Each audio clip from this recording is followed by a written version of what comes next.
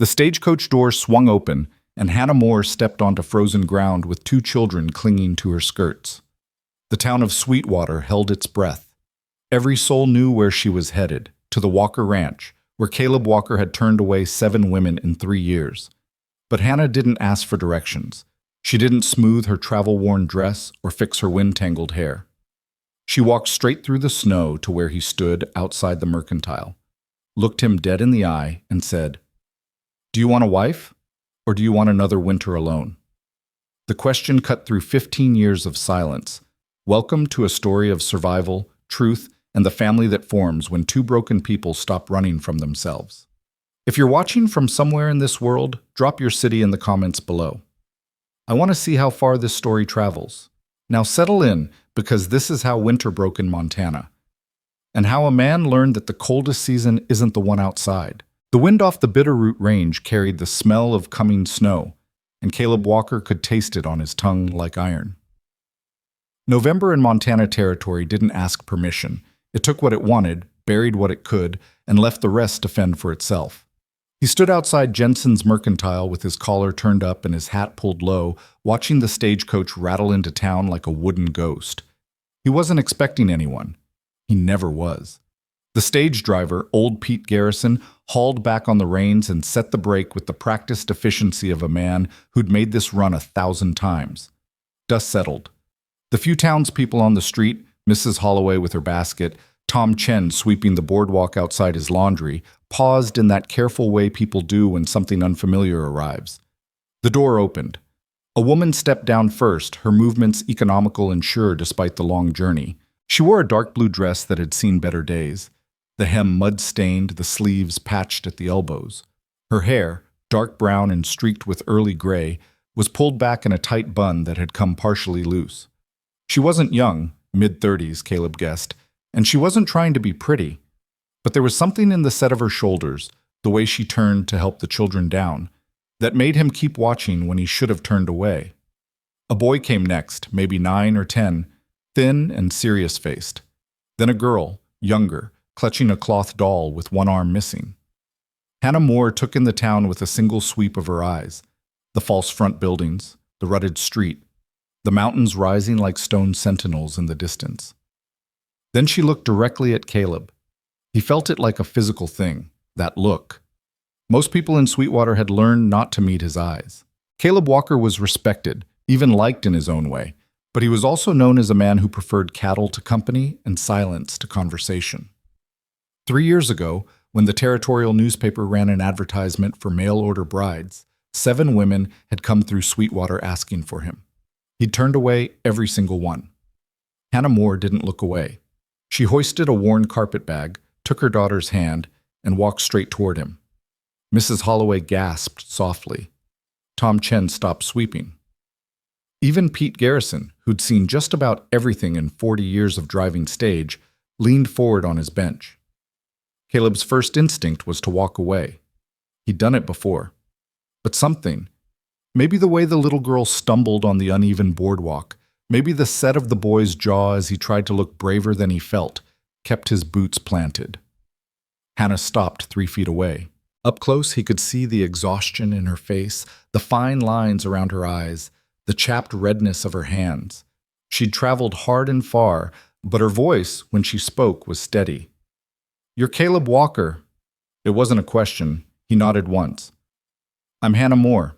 This is my son, Thomas. My daughter, Lucy." She didn't wait for pleasantries.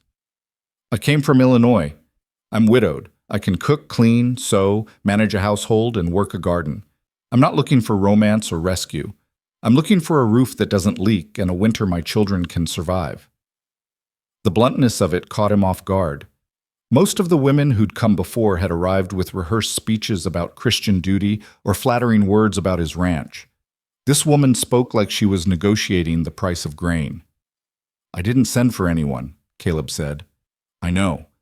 Your name came up in a church group back in Springfield, a widow with means looking to relocate west. She mentioned several men, including you. I chose this town because it has a school." Hannah shifted Lucy's hand in hers. "I'm not asking you to love me or even like me. I'm asking if you need help running a household and if you're willing to provide shelter in exchange for that labor." Behind them, Mrs. Holloway had given up all pretense of shopping and was openly staring. Caleb felt the weight of the town's attention like a hand on his back. "That's not how marriage works," he said. "Isn't it?" Hannah's eyes didn't waver. "Half the marriages I've known were built on less honesty than what I'm offering you now." The girl, Lucy, sneezed, a small sound that seemed to shatter something in the air. Hannah immediately crouched down, pressing a hand to the child's forehead. "She's getting sick," Thomas said quietly. The boy's voice carried an adult kind of worry. Hannah straightened, and for the first time, Caleb saw something crack in her composure. Just for a second. Then it was gone, smoothed over like wind over snow. "I need an answer, Mr. Walker. If it's no, I need to find other arrangements before nightfall. So I'll ask you plainly. Do you want a wife, or do you want another winter alone?" The question hung in the cold air between them. Caleb had spent 15 years building a life that required no one. After what happened with Margaret, after the scandal, the broken engagement, the way his own family had looked at him like he'd brought shame on the Walker name, he'd learned that solitude was simpler than trust.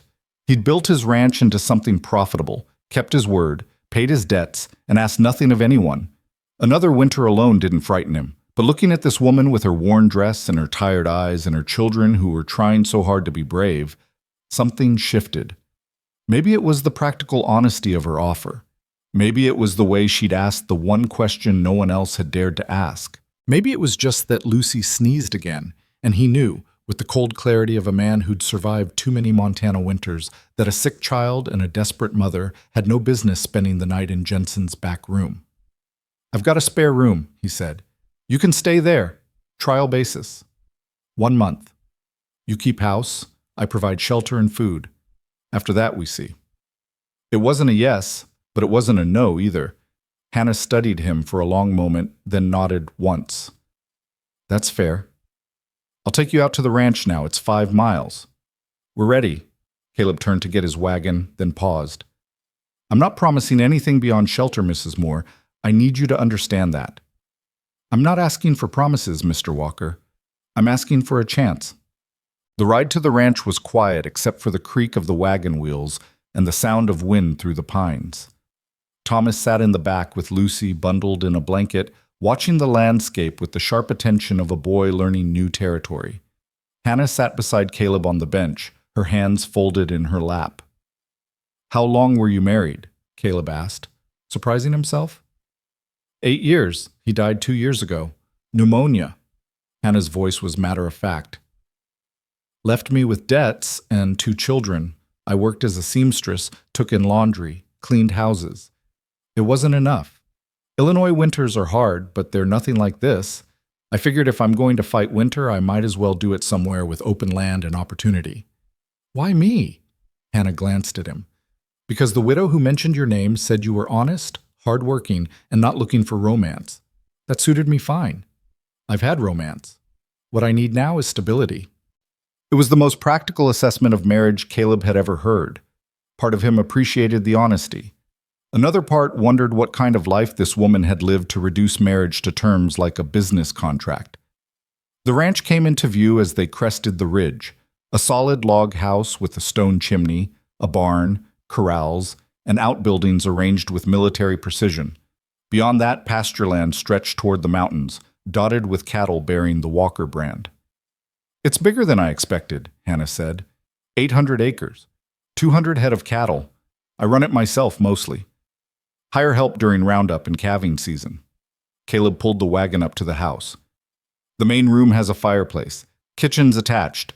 2 bedrooms upstairs, 1 down. You and the children can take the downstairs room." Thomas helped his sister down while Caleb carried their bags. The house was neat but stark. Functional furniture, no decoration, the kind of place where a man lived but didn't quite inhabit. Hannah took it in with the same assessing look she'd given the town. "When did you last have a hot meal?" she asked. "This morning. Coffee and cornbread." "That's not a meal." Hannah set down her bag and removed her coat. "Thomas, help me with the stove. Lucy, you sit here by the fire and stay warm." Within 20 minutes, she'd assessed his pantry, started a pot of coffee, and had beans soaking. Thomas worked beside her without being asked, fetching wood, finding utensils, moving with the easy competence of a child who'd learned to help early. Lucy sat wrapped in a quilt, watching everything with wide, fever-bright eyes. Caleb stood awkwardly in his own kitchen, unsure what to do with himself. "You don't have to watch," Hannah said without looking up. "I imagine you have work to do." He did, but he found himself staying anyway, pouring the fresh coffee she'd made, sitting at the table he usually ate at standing up. The house felt different with people in it. Not worse, just different. "Your son knows his way around a kitchen," Caleb observed. "He's had to."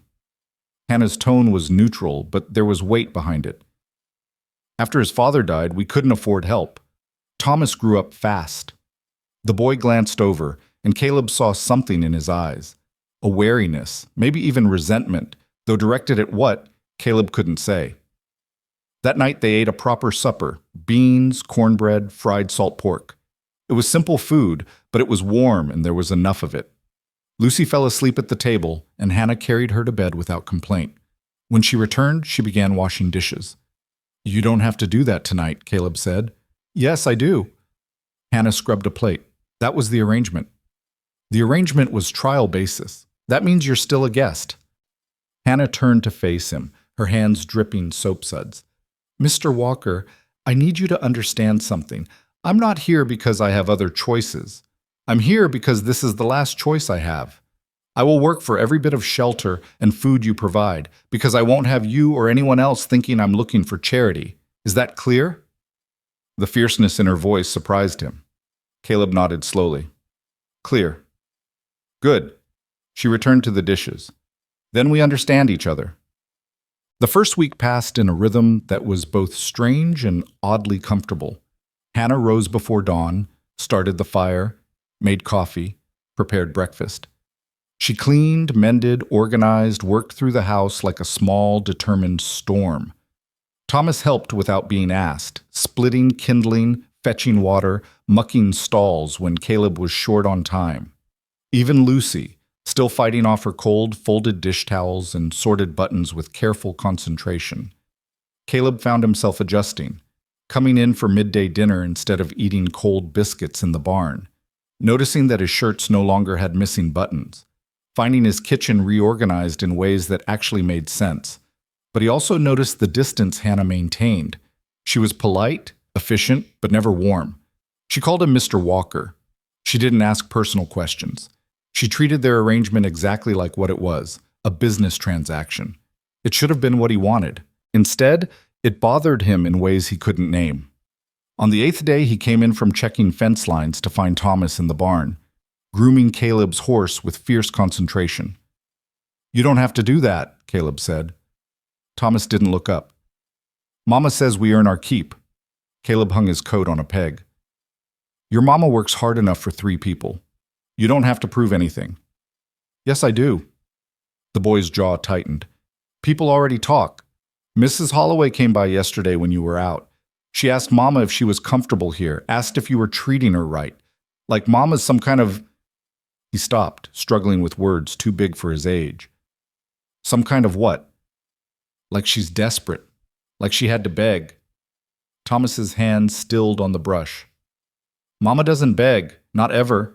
Not even when we were eating potato soup for a week straight. She just works harder." Caleb studied the boy. The thin shoulders, the defensive set of his spine, the way he held himself like a fighter half his size. He recognized that stance. He'd worn it himself once. "Your mother's a proud woman," Caleb said. "Nothing wrong with that. She's a good woman." Thomas met his eyes. "She deserves better than people thinking she's—" "I know." Caleb took the brush gently and continued grooming the horse. "For what it's worth, I don't think your mother begged for anything. I think she made an offer and expected me to be man enough to give her a straight answer. That's not desperation. That's courage." Thomas watched him warily. "You really think that?" "I do." Some of the tension left the boy's shoulders. They worked in silence for a while, the barn filled with the familiar sounds of leather and straw and horse breath. "Mr. Walker," Thomas said finally, "thank you for letting us stay." "You're earning it," Caleb said. and meant it. The second week brought the first real snow. Caleb woke to find 3 inches on the ground and more coming down in thick, silent curtains. He dressed quickly and headed to the barn to check on the livestock, but stopped when he saw lamplight already burning in the kitchen. Hannah stood at the stove, wrapped in a shawl, making coffee. She glanced up when he entered. "Roads will be impassable by noon," she said. "I'm making extra bread, and I found your root cellar. There's enough potatoes and carrots to make a proper stew. It'll last us a few days if we're snowed in." "You don't have to, Mr. Walker." Hannah turned to face him. "We've had this conversation. I'm not going to stop working just because you feel guilty about accepting help." "I don't feel guilty." "Then you feel something." She poured coffee, handed him a cup. "You watch me like you're waiting for me to ask for more than we agreed on. I won't. What I offered you is what I'm giving you. Nothing more, nothing less." Caleb wrapped his hands around the cup, feeling the warmth seep into his cold fingers. "I'm not used to this." "To what?" "Someone else being here, doing things. It's been just me for a long time." Hannah's expression softened, just barely. "I imagine it has." "I'm not complaining," he added quickly. You're good at this. The house hasn't been this organized since my mother passed." "When was that?" 15 years ago. Hannah studied him with those steady eyes. "That's a long time to be alone, Mr. Walker." "It's Caleb." The words came out before he could stop them. "You can call me Caleb." She hesitated, then nodded. "Caleb. And I'm Hannah. If we're going to share a house, even temporarily, we might as well use names." It was a small thing, but somehow it felt significant. The snow kept falling. By afternoon, the world outside had turned white and silent. The ranch transformed into something almost beautiful under its heavy blanket. Lucy pressed her face to the window, delighted by the drifts piling against the fence posts. Thomas helped Caleb bring in extra firewood. Hannah baked bread and made stew and kept the house warm while the wind howled outside. That evening, they sat around the fireplace. The first time Caleb had used it for anything other than heat in years. Lucy fell asleep on the floor, her head on Thomas's lap. Hannah mended one of Caleb's shirts, her needle moving in efficient stitches. "Tell me about the ranch," she said quietly. "How long have you had it?" "Built it 12 years ago. Started with nothing but a land grant and borrowed money. First winter damn near killed me." Caleb stared into the fire. "Lost half my herd to cold and wolves. But I rebuilt, learned, got smarter about it." "And you've done it alone all this time?" "Mostly." He didn't mention Margaret. Didn't mention the engagement that ended when she realized marrying a rancher meant actual work, not just a big house and respectability. Didn't mention his family's disappointment when he chose the Montana Territory over the family business in St. Louis. Some things are easier alone. "Some things," Hannah agreed. "Not all things." She looked up from her mending, and for a moment their eyes met across the firelight. There was understanding there, Caleb thought, the kind that comes from people who've both learned that survival sometimes means solitude. "Why didn't you remarry?" he asked. "Back in Illinois, 2 years is long enough for mourning." Hannah's hand stilled on the fabric. "I was asked. 3 times, actually. One was a shopkeeper who wanted a mother for his 5 children and made it clear I'd be expected to know my place. One was a farmer who drank too much and hit too hard. I saw the bruises on his first wife before she died. The third," she smiled faintly, "the third was actually kind, but he wanted me to send Thomas to an apprenticeship in Chicago and Lucy to his sister's house in Ohio. He said it would be easier to start fresh without reminders of my first marriage." "You said no." "I said no." Hannah resumed her stitching. "My children aren't negotiable. They're not inconveniences to be managed. So I came west instead, where maybe the rules are different, where maybe a woman can offer honest work and be valued for it, instead of being expected to erase half her life to make a man comfortable." Caleb heard the anger underneath her calm tone. Old anger, worn smooth by time, but still sharp. "I wouldn't ask that," he said. "I know. That's why I'm here." Lucy stirred in her sleep, and Thomas carefully adjusted his position so she wouldn't wake. The boy met Caleb's eyes across the room with an expression that was part challenge, part hope. The look of someone who'd been disappointed too many times to trust easily, but who wanted to believe anyway. Outside, the snow continued to fall. Inside, the fire crackled. And for the first time in 15 years, Caleb Walker's house felt like something other than a place to sleep between days of work. It felt like a home. Yes. The third week brought routine, and with it, a kind of ease. Caleb stopped feeling awkward about finding Hannah in his kitchen. Thomas stopped watching him with quite so much suspicion. Lucy, fully recovered from her cold, followed Caleb around the barn, asking endless questions about horses and cows and why snow was white. But the town hadn't stopped watching. Caleb noticed it when he went into Sweetwater for supplies. The way conversations paused when he entered, the sidelong glances. Mrs. Holloway's too bright smile when she asked how he was managing with his house guest. He bought what he needed and left without commenting. But when he got back to the ranch, he found Hannah sitting at the kitchen table with a letter in her hands and tears on her face. She wiped them quickly when she heard him enter. "You're back early." Caleb set down his purchases. "What's wrong?" "Nothing." "Hannah." She pressed her lips together, then handed him the letter. "It came while you were gone. It's from the Sweetwater Ladies' Auxiliary." Caleb read it with growing anger. The language was polite, even kind on the surface, but underneath ran a clear current of judgment and warning. The letter expressed concern about Hannah's situation. It suggested that, for the sake of the children and her own reputation, she might consider making more appropriate arrangements. It helpfully listed 3 families who might be willing to take her in as a housekeeper, under proper supervision, of course. It was signed by 5 women, including Mrs. Holloway. "They think I'm a..." Hannah couldn't finish the sentence. "They think because I'm living here unmarried that I'm..." "I know what they think." Caleb set the letter down carefully, fighting the urge to crumple it. "They're wrong." "Are they?" Hannah stood, agitated. "Maybe this was a mistake. Maybe I should have just accepted one of those positions. At least then the children wouldn't have to hear whispers at school about their mother being a..." "Don't." Caleb's voice was sharp. "Don't let them make you feel ashamed of an honest arrangement. It doesn't matter what I feel. It matters what they say, and what they say affects Thomas and Lucy." Hannah wrapped her arms around herself. "Lucy came home crying yesterday because another girl told her that nice ladies don't live with men they aren't married to. She's 7 years old, Caleb. She shouldn't have to hear that."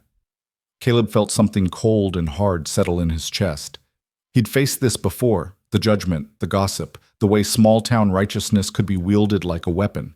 He'd survived it by not caring, by building walls high enough that words couldn't reach him. But Hannah didn't have that luxury. She had children. And children were vulnerable in ways adults weren't. "What do you want to do?" he asked. Hannah looked at him, her eyes red but her voice steady. "I want to stay. I want to keep our arrangement, but I can't do that if it means my children suffer for it." The solution came to him with sudden clarity. It was logical, practical. It made sense given their situation, and it terrified him more than anything had in years. "Then we get married," Caleb said. Hannah stared at him. "What?" "Properly married. Legal ceremony, recorded with the county. That's what they want, isn't it? Respectability?" The words came faster now, as if he could outrun his own fear by speaking quickly enough. "Our arrangement doesn't have to change. You'd still keep house, I'd still provide shelter, but on paper it would be legitimate. They couldn't say anything then." "Caleb, you can't just..." "Why not? You asked me if I wanted a wife or another winter alone. I'm giving you an answer." He met her eyes. "I'm not offering romance. I'm not offering love. I'm offering my name and legal protection from people who think they have a right to judge how you survive. That's all this would be." Hannah sank back into her chair, the letter forgotten. "You'd do that? Marry me just to silence gossip?" "I do that to make sure Lucy doesn't cry at school. I do that so Thomas doesn't have to defend his mother's honor to people who wouldn't know honor if it bit them." Caleb pulled out a chair and sat across from her. "You came here asking for honesty. So here it is. I don't love you. I don't know you well enough to love you, but I respect you. I respect what you're trying to do for your children. and I respect that you've kept every promise you've made since you got here. That's more than most marriages start with. This is insane. Maybe, but it's also practical. Isn't that what you wanted?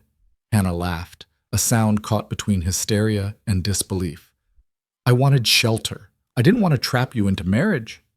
You're not trapping me. I'm making a choice. Caleb leaned forward. 1 month, you said. Trial basis. Well, the trial's almost up, and I'll be honest with you. The house runs better with you in it. The children earn their keep and then some. If you're willing to stay on those terms, then making it legal protects all of us. If you want to leave, I understand, but don't leave because of them. He gestured toward the letter. Don't give them that power. Hannah pressed her hands to her face, then dragged them down slowly. When she looked at him again, her eyes were clearer. If we did this, if we actually got married, what would you expect from me? Beyond housekeeping? Nothing. Nothing? Nothing you don't want to give. Caleb held her gaze. Separate bedrooms, separate lives, except where they intersect naturally. I won't claim any rights that you don't explicitly grant. This would be a legal arrangement, Hannah. Nothing more. For how long? The question caught him off guard. How long? Every contract has terms. If we do this, how long would it last? A year? 5 years? Forever? Caleb hadn't thought that far ahead. I suppose, as long as it works for both of us. If you ever want to leave, want to remarry for real, I won't stop you. We'd figure out terms. Hannah stood and walked to the window, looking out at the snow-covered ranch. For a long time, she didn't speak. Caleb waited, his heart beating harder than it had any right to. The children would have your name, she said finally. They'd be legitimate in the eyes of the law and the community. Yes.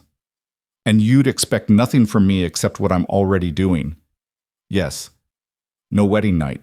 No marital expectations. None. Hannah turned to face him. Then I accept. On those terms. As a practical arrangement between two adults who need what the other can provide. Nothing more. Caleb stood, feeling like he'd just agreed to something far more significant than a simple business contract. I'll talk to Pastor Hendricks tomorrow. We can do it quietly, just the legal necessities. Fine. Hannah picked up the letter from the ladies' auxiliary and walked to the fireplace. She tossed it into the flames without ceremony. Let them talk. We'll be married, and there won't be anything they can say. They stood on opposite sides of the room, two people who just agreed to bind their lives together for reasons that had nothing to do with love and everything to do with survival. Hannah, Caleb said. Yes? Thank you for being honest about what this is. She smiled faintly. You're welcome, though I suspect we're both slightly crazy. Probably. Outside, the sun was setting, painting the snow in shades of pink and gold.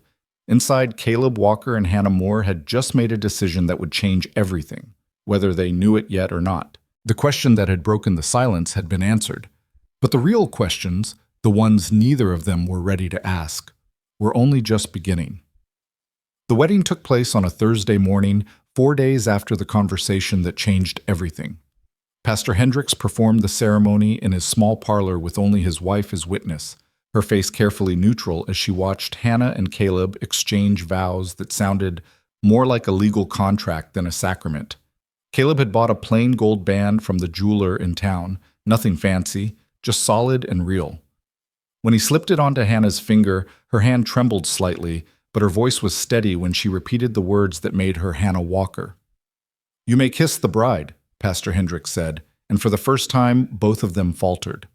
Caleb leaned forward and pressed a brief, respectful kiss to Hannah's cheek. She touched the spot afterward, almost unconsciously, and something flickered in her eyes that he couldn't read.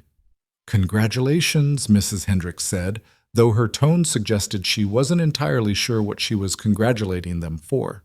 Will you be having a reception? No, Hannah said. We need to get back to the ranch. The children are waiting. They'd left Thomas and Lucy at home, not wanting to subject them to questions they weren't ready to answer. The ride back was quiet, the wagon wheels crunching through snow that had refrozen overnight into a hard, glittering crust. We should tell them together, Hannah said as the ranch came into view. Agreed. They found the children in the kitchen. Thomas was reading to Lucy from a book of fairy tales, his voice careful over the harder words. Both of them looked up when the door opened, their faces shifting from curiosity to confusion when they saw their mother's hand clasped in Caleb's. "Sit down," Hannah said gently. "We need to talk to you." Lucy climbed into her mother's lap immediately. Thomas remained in his chair, his expression guarded, already bracing for bad news. Caleb recognized that look, the one that said the boy had learned early that adult conversations usually meant things were about to change, and rarely for the better. "Mr. Walker and I got married this morning," Hannah said simply.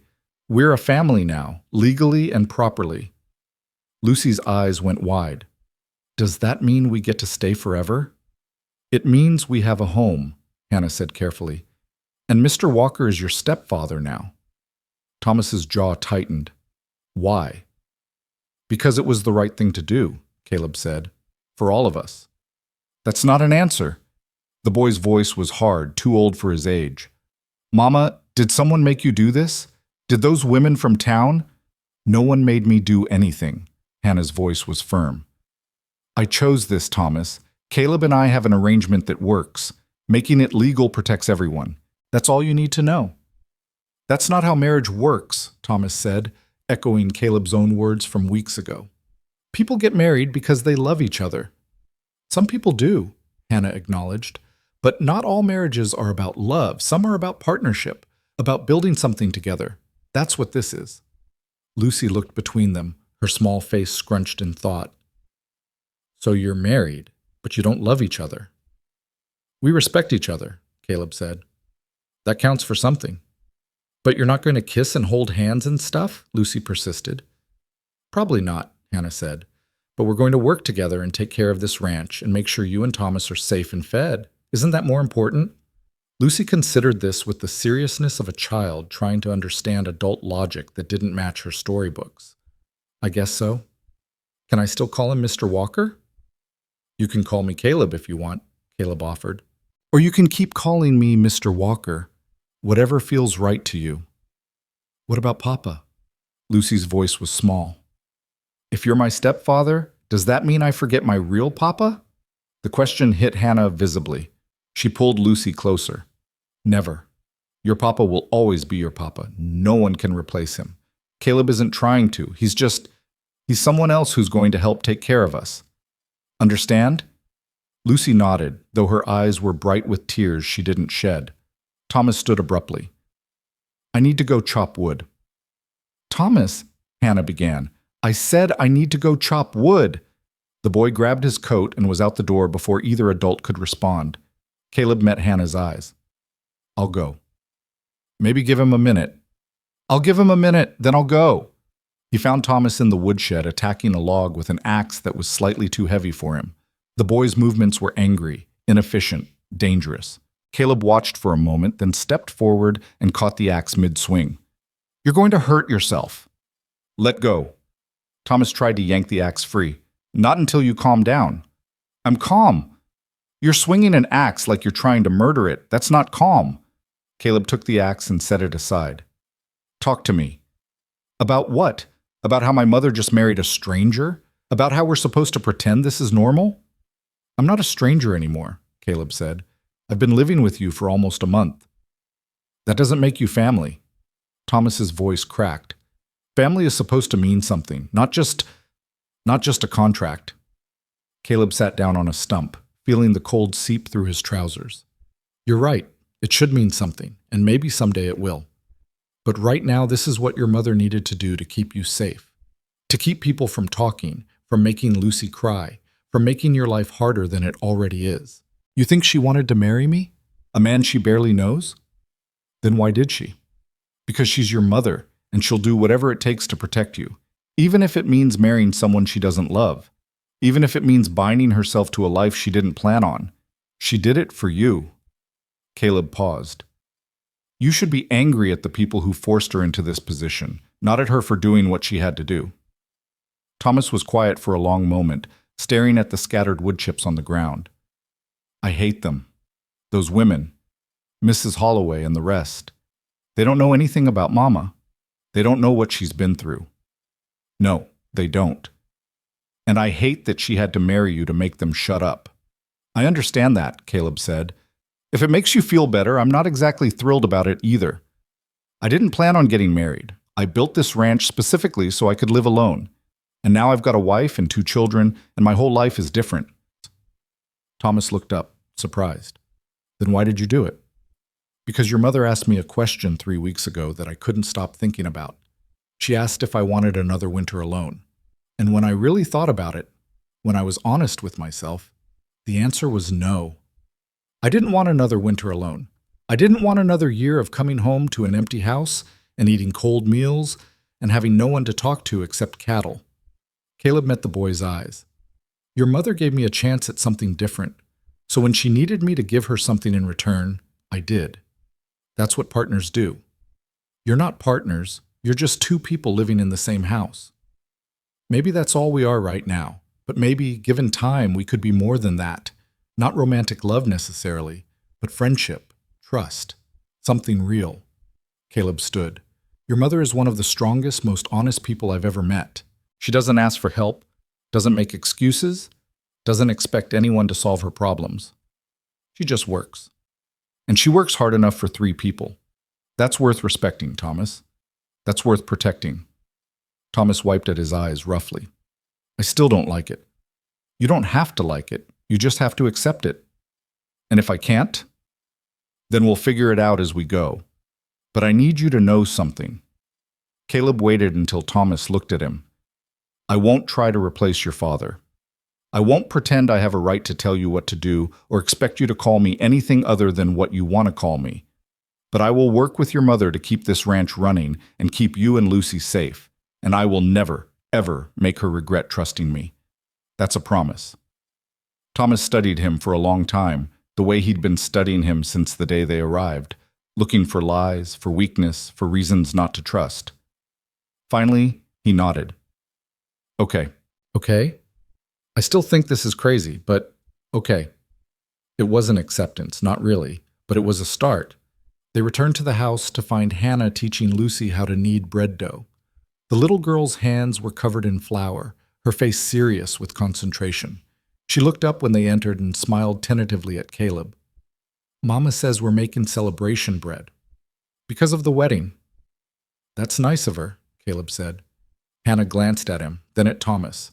Whatever she saw in her son's face seemed to reassure her, because some of the tension left her shoulders. Dinner will be ready in an hour. Caleb, there's coffee if you want it. Thank you. They fell into their evening routine as if nothing had changed. But everything had changed. There was a legal document now filed with the county that said they were married. There was a ring on Hannah's finger. And there were 2 children who were trying to understand what family meant when it was built on practicality instead of love. That night, after the children were asleep, Hannah and Caleb sat at the kitchen table with coffee between them. Thank you, Hannah said, for talking to Thomas. He's struggling. I know, but he'll adjust. He always does. Hannah turned her cup in her hands. I should warn you, people will be watching us now, at church, in town. They'll be looking for proof that this marriage is real. It is real. We have the certificate. You know what I mean. They'll be looking for affection, familiarity, the things married couples show. Caleb felt something tighten in his chest. What are you suggesting? I'm suggesting we need to be convincing. Not here, not at home, but in public. Hannah's voice was calm, practical, as if she were discussing crop rotation. We should sit together at church, walk together in town. Small things, enough to quiet the gossip. I can do that. And if anyone asks, our story is that we've been corresponding for months, that this wasn't sudden, just private. Agreed? Agreed. Hannah stood, carrying her cup to the wash basin. I'll move some of my things to your room tomorrow. Not to sleep there, she added quickly. But it should look like we share a room, in case anyone comes by unexpectedly. That makes sense. She turned to face him, and in the lamplight, Caleb could see the exhaustion in her face. Not physical tiredness, but the deep weariness of someone who'd been making impossible choices for too long. Are you all right? He asked. The question seemed to surprise her. Why wouldn't I be? because you just married a stranger to protect your children's reputation. That can't be easy. Nothing about the last 2 years has been easy. Hannah's smile was faint, sad. But I'm still here, still standing. That has to count for something. It counts for a lot. They stood in the quiet kitchen, two people who'd just promised their lives to each other without really knowing what that would mean. Outside, the wind picked up, rattling the windows. Inside, the fire crackled in the hearth, warm and constant. "Good night, Caleb." "Good night, Hannah." She paused at the doorway to her room. "For what it's worth, I think we made the right choice. It might not be romantic, but it's honest, and I'll take honesty over romance any day." After she closed the door, Caleb sat alone at the table for a long time, thinking about honesty and romance and the way Hannah's hand had trembled when he'd put the ring on her finger. He told her he didn't love her, and that was true. But he was starting to realize that respect, partnership, and shared purpose might be their own kind of foundation, and maybe that was enough. Or maybe he was lying to himself about what he was starting to feel. The next morning brought their first test. They went to church as a family, Caleb driving the wagon with Hannah beside him and the children in the back. The moment they arrived, Caleb could feel the weight of attention shifting toward them. He helped Hannah down from the wagon, his hand at her elbow, a small gesture, but one that spoke of familiarity. She didn't pull away. Together they walked into the church with Thomas and Lucy between them, a united front against the stares and whispers. Mrs. Holloway approached immediately, her smile sharp as glass. "Mrs. Walker, what a surprise! I hadn't heard the news." "It was a private ceremony," Hannah said smoothly. "Just immediate family." "How sudden?" "Not really," Caleb interjected. "Hannah and I have been corresponding for nearly 6 months. The timing worked out, that's all." Mrs. Holloway's eyes narrowed slightly, searching for the lie. 6 months? How wonderful! And you never mentioned it to anyone? "We're private people," Hannah said, "but we're happy to share our joy now." She slipped her hand into Caleb's as she spoke, the gesture natural enough to seem genuine. He squeezed gently, playing his part. The sermon that morning was about the sanctity of marriage, which Pastor Hendricks delivered with slightly more emphasis than usual, his eyes occasionally drifting toward Caleb and Hannah. But when the service ended, he shook both their hands and offered genuine congratulations. "I hope you'll be very happy together," he said. "Thank you, Pastor," Hannah replied. "We intend to be." Walking out of the church, Lucy tugged on Caleb's sleeve. "Why is everyone staring?" "Because they're nosy," Thomas muttered. "Thomas," Hannah warned. "Because we're newly married," Caleb said. "People like to watch newly married couples. It's normal." "It's weird," Lucy declared. Caleb found himself smiling. "Yeah, it is a little weird." The first weeks of their marriage passed in a careful dance of public performance and private distance. In town, they played their roles. Caleb helped Hannah with packages. Hannah touched his arm when she spoke to him. They stood close enough to seem comfortable together. At home, they maintained separate spaces, separate lives that intersected only in practical matters. But slowly, almost imperceptibly, the boundaries began to blur. It started with small things. Caleb began staying in the kitchen after dinner, not retreating to the barn or his room. Hannah started asking his opinion on household matters, not just informing him of decisions. Thomas stopped watching Caleb with quite so much suspicion. Lucy started leaving her doll in the main room instead of clutching it everywhere. One evening, Caleb came in from checking fence lines to find the house in chaos. Lucy was crying, Thomas was trying to calm her, and Hannah was nowhere to be seen. "What happened?" Caleb demanded. "Mama's sick," Thomas said, his voice tight with controlled panic. "She's been throwing up all afternoon. She told me to keep Lucy out here, but Lucy's scared." Caleb's heart kicked hard. "Where is she?" "In her room. She won't let me in." Caleb crossed to Hannah's door and knocked. "Hannah? I'm coming in." "Don't." Her voice was weak. "I'm fine." He opened the door anyway and found her on the floor beside the bed, pale and shaking. A basin sat nearby, the smell of sickness sharp in the air.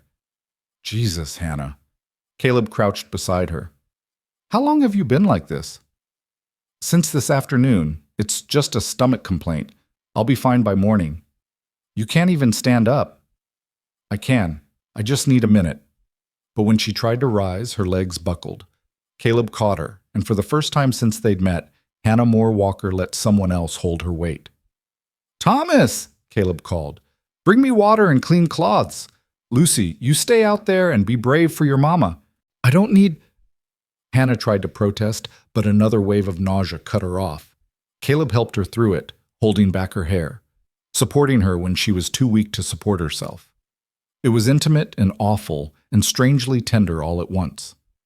When the worst had passed, he helped her back to bed, then cleaned the room while she lay with her eyes closed, too exhausted to argue. Thomas brought the water, his face white. Is she going to be okay? She'll be fine. It's just a bug. Has she eaten anything strange? No, but she was fine this morning. She made breakfast, did laundry, everything normal. Caleb nodded, then turned to Hannah. When did you last rest? Actually rest, not just sleep 4 hours and then work 16. Hannah didn't answer. Hannah, I rest enough. That's not true, and we both know it. You work yourself to exhaustion every single day. Caleb sat on the edge of the bed. Your body's telling you to slow down, so you're going to listen to it. Tomorrow, you stay in bed. Thomas and I will handle things. I can't. You can, and you will. That's not a request, Hannah. It's a requirement. If you want to keep working at your usual pace, you need to recover first. Otherwise, you're just going to get sicker. She opened her eyes, and he saw something in them he'd never seen before. Vulnerability. Real, unguarded vulnerability. I don't know how to rest, she whispered. If I stop working, I start thinking. And if I start thinking, I remember everything I've lost, everything that went wrong. It's easier to just keep moving. Caleb understood that better than she knew. He'd spent 15 years doing the same thing, working until his body demanded sleep, filling every hour with tasks so there was no time to think about the life he'd chosen, the family he'd left behind, the woman who'd rejected him. Then I'll sit with you, he said, so you don't have to think alone. Hannah's eyes filled with tears. She turned her face away. You don't have to do that. I know, but we're partners, remember? You said so yourself. Partners help each other. This wasn't part of our arrangement. Arrangements change. Caleb stood and moved to the chair by the window. Now sleep. I'll be here if you need anything. He expected her to argue more. Instead, she simply closed her eyes. Within minutes, her breathing had deepened into actual sleep. Not the restless half-sleep he'd heard through the wall on other nights, but real, genuine rest. Thomas appeared in the doorway, holding Lucy's hand. Is Mama sleeping? Yes. She needs to rest. Can you and Lucy handle things out there for a while? We can handle it. Thomas's voice was firm, adult, then quieter.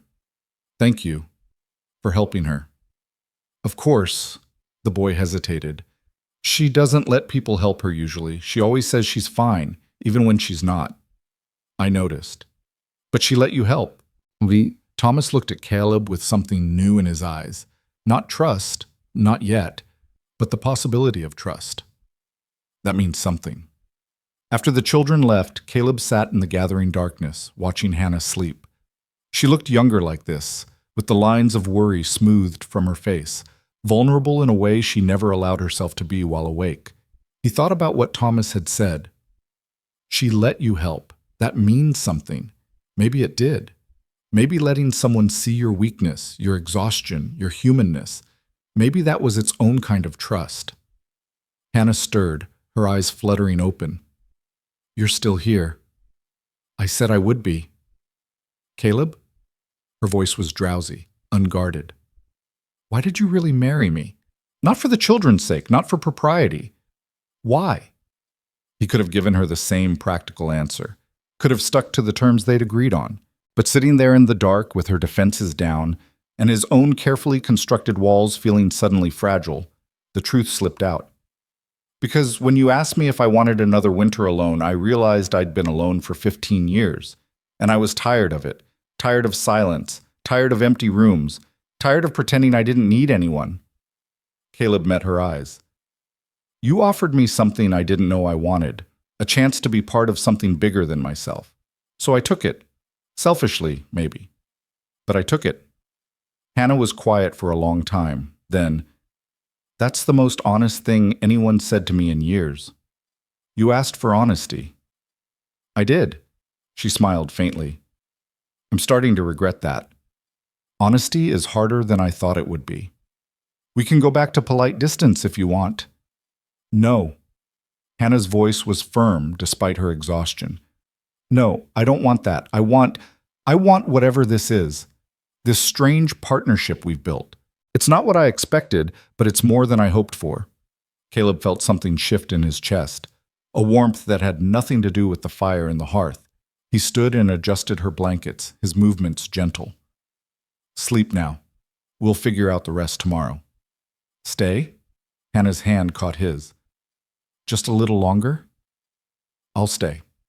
He settled back into the chair, and Hannah's hand slowly relaxed, releasing his. But the warmth of her touch lingered, and Caleb found himself thinking about boundaries and how easily they could dissolve when two people stopped hiding behind them. Outside, snow began to fall again, soft and silent.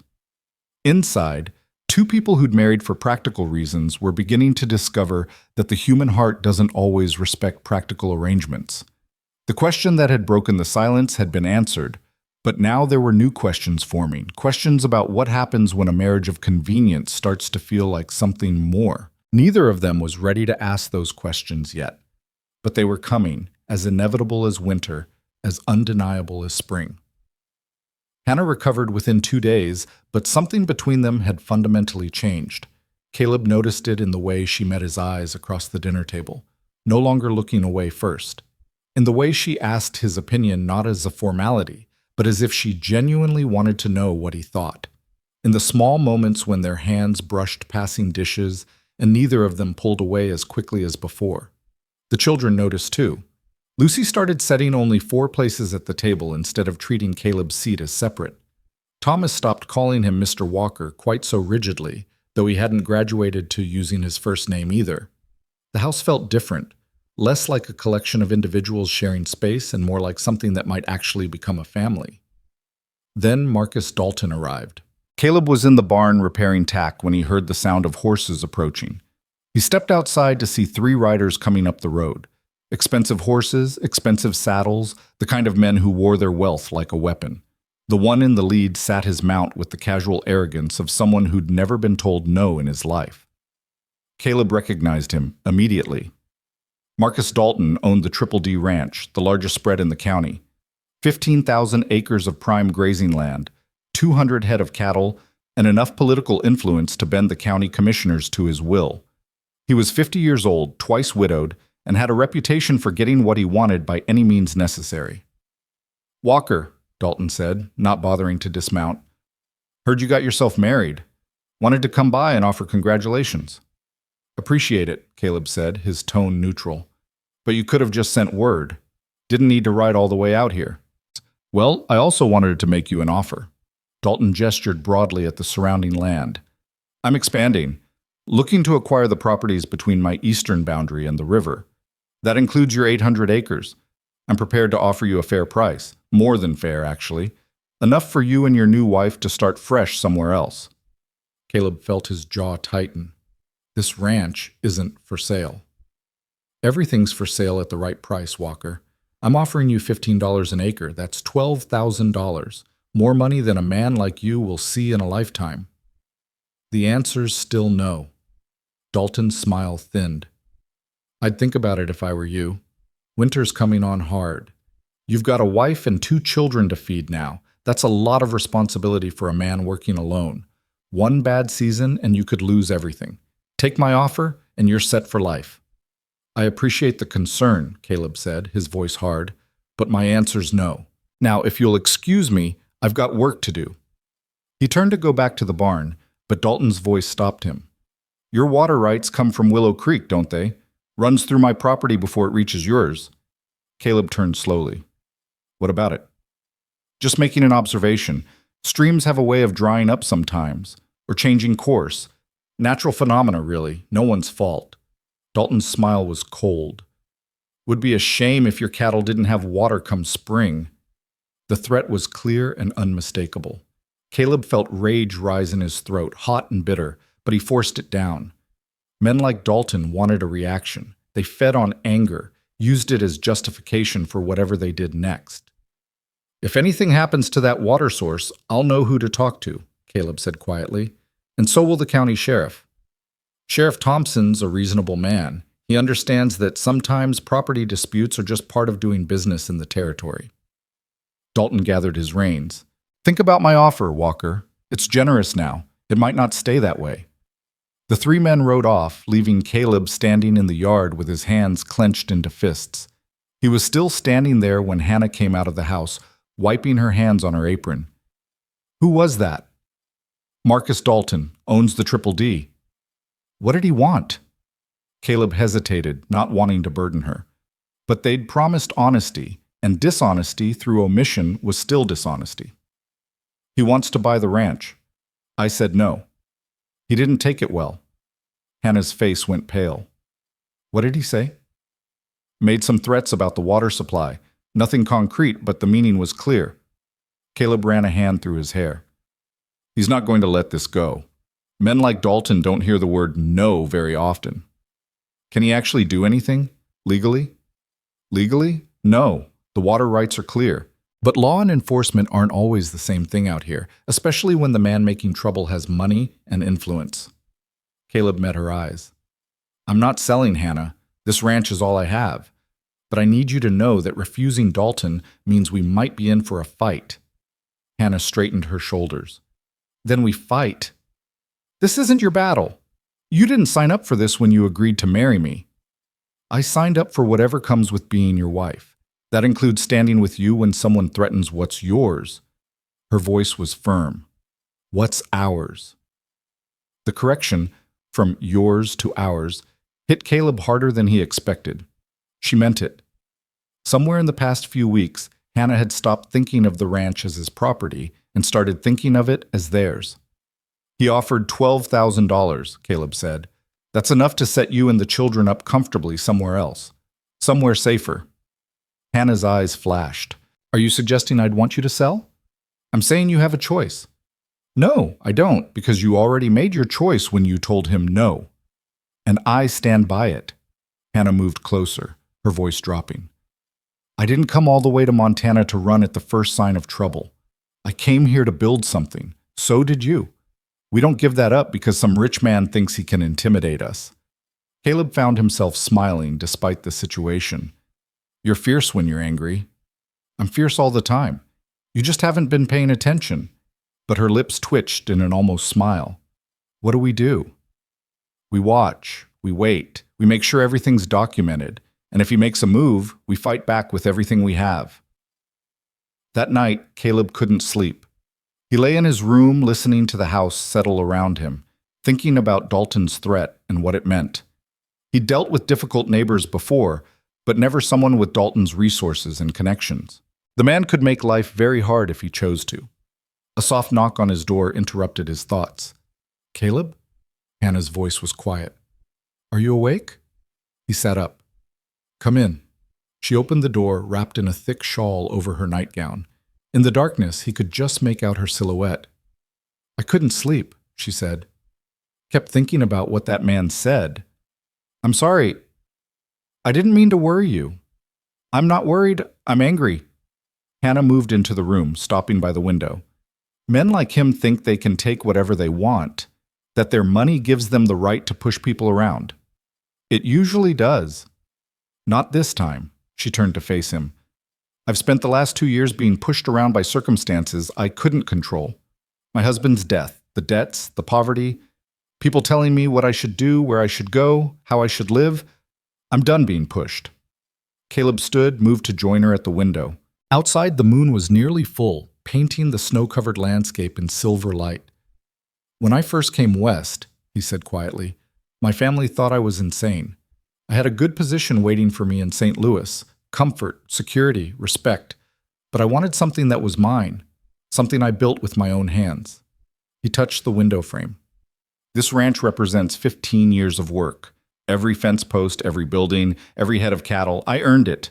And I'll be damned if I let someone take it just because they have deeper pockets." Hannah was quiet for a moment. Then, tell me about your family. The real story, not the edited version. Caleb tensed. Why? Because we're married. Because I shared my past with you. Because I want to understand what made you into the man you are. It was fair. He'd heard about her husband, about the poverty, about the desperate choices that brought her to Montana. She deserved the same honesty in return. My father owns a shipping company in St. Louis. Very successful, very respectable. I was supposed to follow him into the business. My older brother already had. Caleb stared out at the moonlit landscape. When I was 23, I got engaged to Margaret Thornton. Beautiful, connected, everything my parents wanted for me. The engagement lasted 6 months before she realized that being a rancher's wife meant actual work. She broke it off, claiming I'd misled her about my intentions. Had you? No, I was always clear about what I wanted, but I think she heard what she wanted to hear. She thought I'd eventually give up on this Western adventure and settle into the life her father expected. Caleb's voice hardened. When she ended the engagement, she told people I'd deceived her, that I'd promised her a life of comfort and then tried to drag her into the wilderness. My family believed her version, told me I'd embarrassed them, damaged their reputation. They gave me a choice: abandon my plans and take my place in the family business, or leave and don't come back. You left. I left. Caleb turned to look at her. Haven't seen them since, haven't spoken to them. For 15 years, I've been building this ranch to prove that I made the right choice, that I don't need their money or their approval. This land is my validation. Hannah reached out, her hand finding his in the darkness. Then we protect it, together. Her hand was warm, small in his larger one.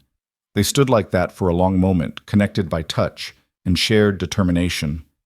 You should go back to bed, Caleb said, though he didn't release her hand. It's late. In a minute. Hannah didn't move. Caleb, I need to tell you something. When I first came here, I told myself this was purely practical, a business arrangement, nothing more. But somewhere along the way, it stopped being just that. His heart kicked hard against his ribs. Hannah, let me finish. Me. Her voice was steady but soft. I'm not saying I love you. I don't know if I'm capable of that kind of love anymore. My marriage to David was complicated. He was a good man in many ways, but he was also reckless with money and stubborn about asking for help. After he died, I had to become hard just to survive. I don't know if I can be soft again. I'm not asking you to be soft. I know. That's what makes this so strange. You married me knowing exactly who I am, a practical, hardworking widow with 2 children and no romantic illusions. You didn't try to change me or save me. You just partnered with me. Hannah squeezed his hand. I respect that. I respect you. And I think, given time, that respect could become something more, if you want it to. Caleb felt like he was standing on the edge of something vast and terrifying and necessary. For 15 years, he'd told himself he didn't need this, didn't need connection, didn't need vulnerability, didn't need someone to share the burden of his life. But Hannah was offering him exactly that, with complete honesty about what she could and couldn't give. I want it, he said. I don't know what it looks like either, but I want to find out. Hannah lifted their joined hands, studied them in the moonlight. Then we moved forward, carefully, honestly, no expectations except to keep being truthful with each other. Agreed. She released his hand slowly, as if reluctant to break the contact. Good night, Caleb. Good night, Hannah. After she left, Caleb returned to bed, but sleep remained elusive. His hand still felt warm where she'd held it. Something had shifted between them tonight, something significant and fragile and worth protecting. The next morning brought the first move in Dalton's campaign. Caleb rode out to check the herd and found 2 of his fence lines cut, the wire deliberately snipped in multiple places. Cattle had wandered through the gaps, mixing with Dalton's herd on the adjacent property. Thomas, who'd ridden out with him, stared at the damage. Someone did this on purpose. Yes. Mr. Dalton? Can't prove it. But yes, I'd bet money on it. Caleb dismounted to examine the cuts. Clean, purposeful, designed to cause maximum disruption. We'll need to round up our cattle and repair the fence. That'll take most of the day. I'll help. You're 10 years old. I can ride. I can work wire. And I'm not letting you do this alone just because I'm young. Thomas's jaw was set in that stubborn way that reminded Caleb of Hannah. This is our ranch too now, right?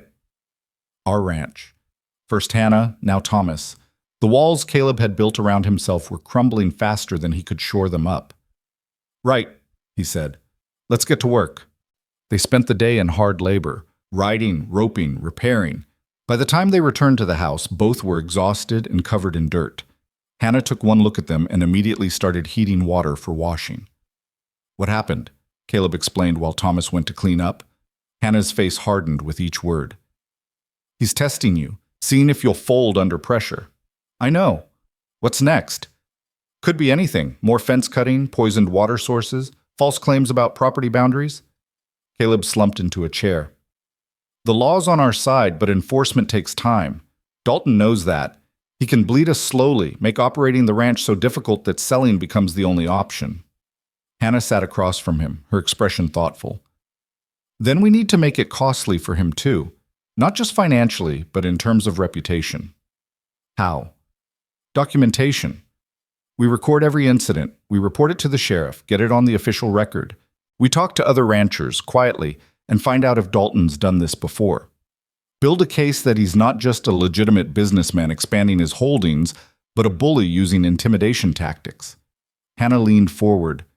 Men like him care about their reputation. If we can threaten that, we have leverage.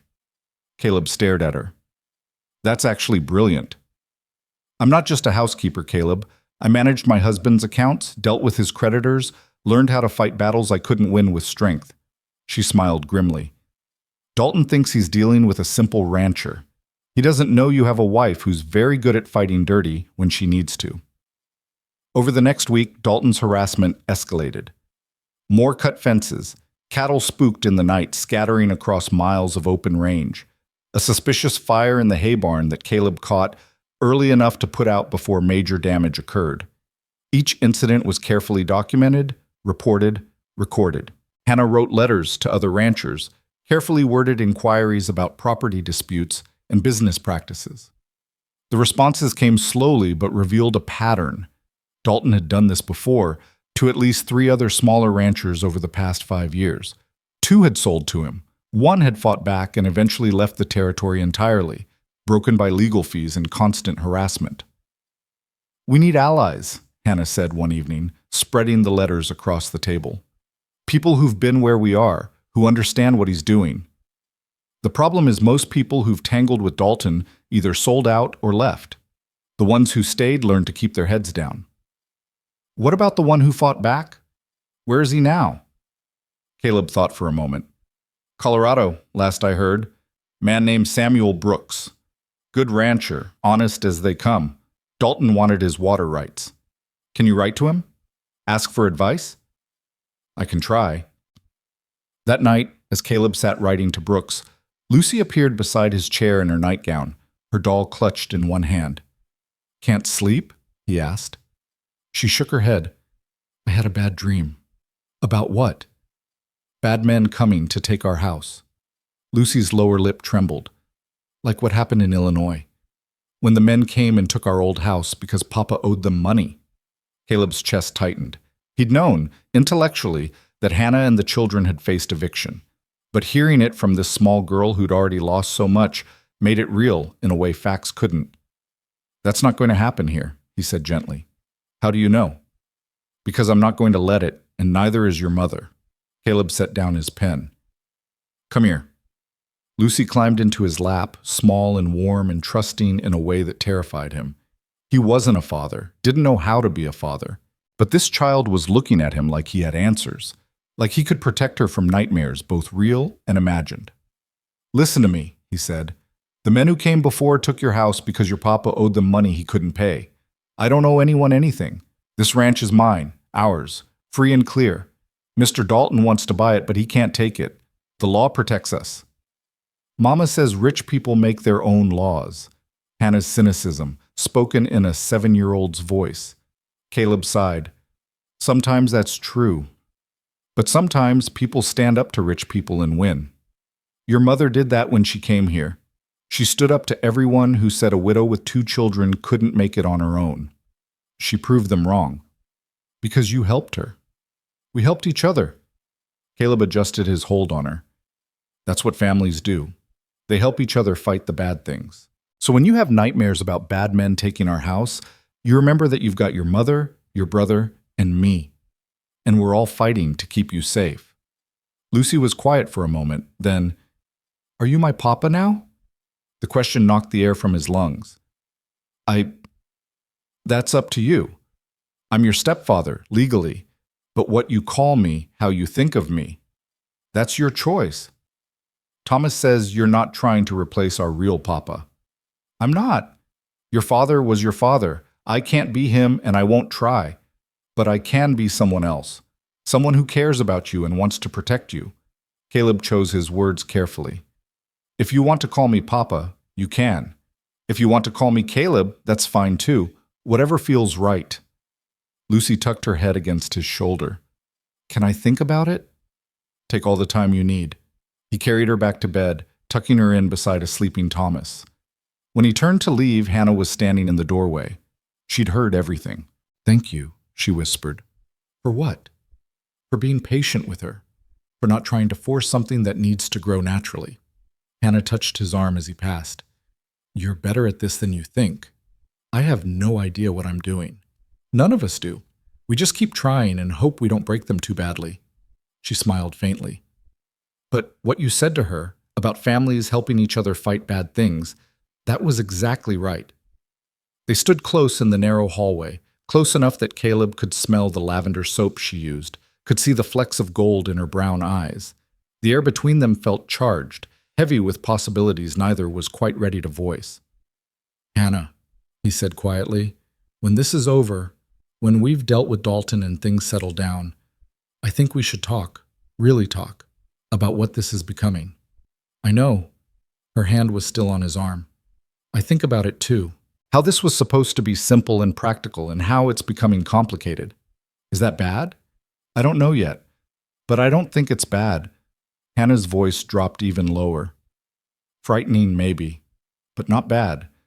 Caleb covered her hand with his. Then we face it the same way we're facing Dalton, together, honestly, one day at a time.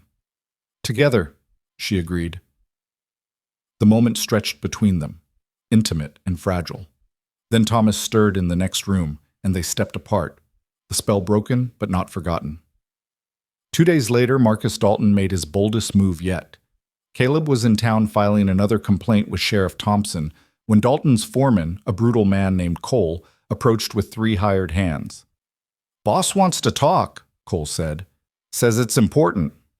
Tell your boss to make an appointment. It ain't a request, Walker. Caleb felt the threat in the air, the way the 4 men had positioned themselves to block his exit. The street was busy enough that they couldn't do anything too obvious, but secluded enough that a quick beating wouldn't attract immediate intervention. I'm not going anywhere with you, Caleb said clearly, loudly enough that passers-by turned to look. You're making this harder than it needs to be. I'm standing on a public street conducting legal business. You're the ones making threats. Caleb raised his voice further. Sheriff Thompson's office is right there. I'm sure he'd be interested in hearing about this conversation. Cole's jaw tightened, but he backed off. The public attention had spoiled whatever intimidation tactic he'd planned. Boss won't stay patient forever, Walker. You're costing him money and making him look bad. That's not smart. Tell your boss I said he can go to hell. Cole and his men left, but the message was clear. Dalton was done playing games. Whatever came next would be more direct, more dangerous. Caleb found Sheriff Thompson in his office and relayed the encounter. The sheriff, a weathered man in his 50s, listened with a resigned expression. I'll make a note of it, he said. But you know as well as I do that words ain't crimes, Walker. What about all the incidents I've reported? The cut fences, the fires, the harassment? No proof Dalton's behind any of it. Could be drifters, could be anyone. Thompson leaned back in his chair. Look, I know what you're thinking, that I'm in Dalton's pocket. I'm not. But I'm also not going to accuse the richest man in the county of criminal activity without solid evidence. Bring me proof, and I'll act. Until then, all I can do is take reports. It was exactly what Caleb had expected, but the confirmation still burned. He rode home slowly, thinking about options. The legal system moved too slowly to help them. They needed something faster, something more effective. But what? When he arrived, he found an unexpected visitor waiting, a lean, weathered man in his 60s with iron gray hair and sharp blue eyes. He stood beside a well-maintained horse, talking to Hannah like they were old friends. "Samuel Brooks," the man said, extending his hand as Caleb dismounted. "Got your letter. Figured this was worth discussing in person." Caleb shook his hand, stunned. "You came all the way from Colorado." "Had business in Butte anyway. Besides, when I heard Dalton was pulling the same tricks he used on me, I wanted to help if I could." Brooks' expression was grim. "That man near destroyed me. Cost me 5 years of legal battles and more money than I care to remember. I'd like to help you avoid the same fate." They talked long into the night, Caleb, Hannah, and Brooks, sharing information, strategies, hard-won wisdom about fighting men like Marcus Dalton. Brooks had documentation from his own battles, precedents that might help, contacts who understood territorial law better than most. "The key," Brooks said, "is making the fight public. Dalton operates in shadows because shadows protect him.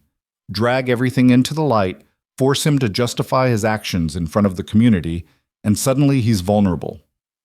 "How?" Hannah asked. "You call a meeting, public forum. Invite every rancher in the county, present your evidence, tell your story, and ask others to share theirs. Make it clear that this isn't just about you, it's about a pattern of behavior that threatens every small landowner in the territory." Brooks smiled grimly. "Men like Dalton rely on fighting isolated enemies. They're less effective when those enemies unite."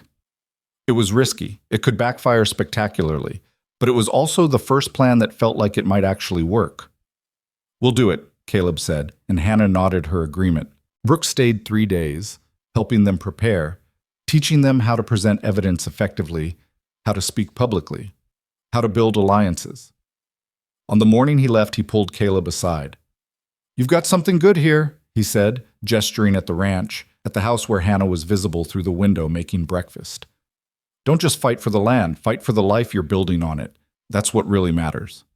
After Brooks left, Caleb stood watching the sunrise paint the mountains golden red. Hannah came out, wrapped in her shawl, and stood beside him. "Are we really doing this?" she asked. "We're really doing this." "It could go badly. Dalton has resources we don't." "It could, but we have something he doesn't." Caleb turned to face her. "We have the truth. We have allies. And we have each other." Hannah smiled, took his hand, and together they watched the sun rise on what might be the most important fight of their lives. The public meeting was set for Saturday afternoon at the Sweetwater Community Hall, a drafty building that served as church, courthouse, and gathering place for the scattered ranching community. Word spread quickly through the valley, carried by riders who stopped at every homestead between the mountains and the river.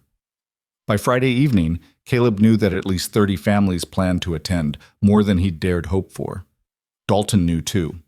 On Friday morning, Cole and 2 other men showed up at the ranch just after dawn. Caleb was in the barn when he heard horses, and his hand instinctively went to the rifle mounted on the wall. But he forced himself to walk out unarmed, knowing that violence now would only play into Dalton's hands. Hannah appeared on the porch, Thomas beside her.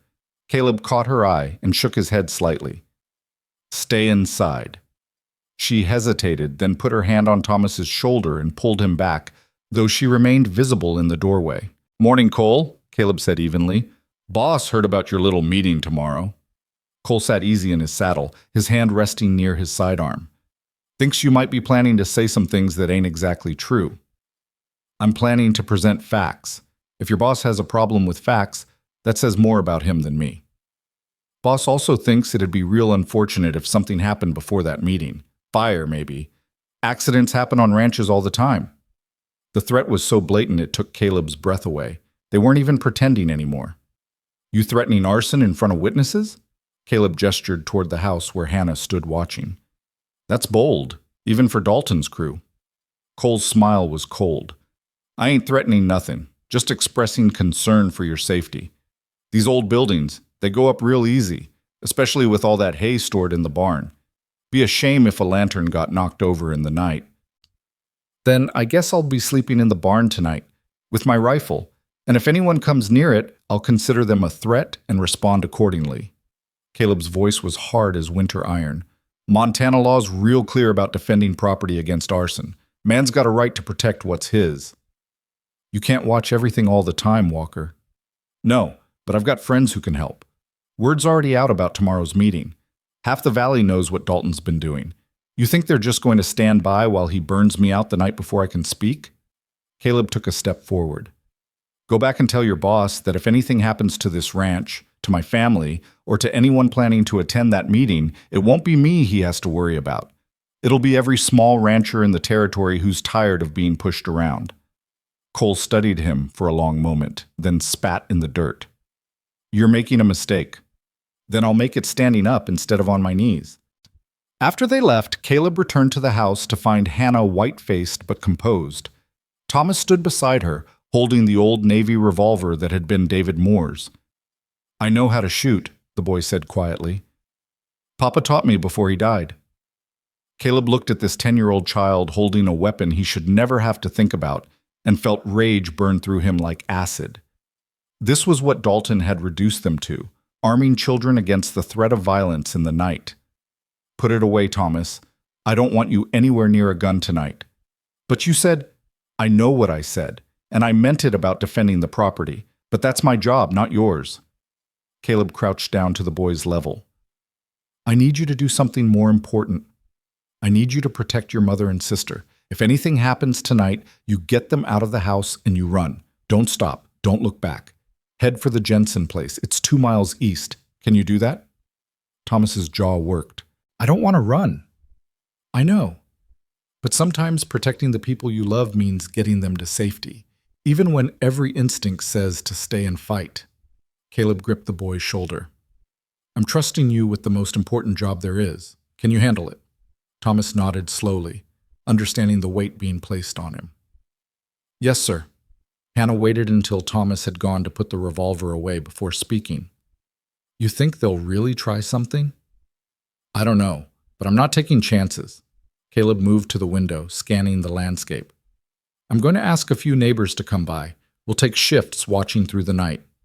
I'll stay up with you. Hannah, don't argue with me on this. This is my home too.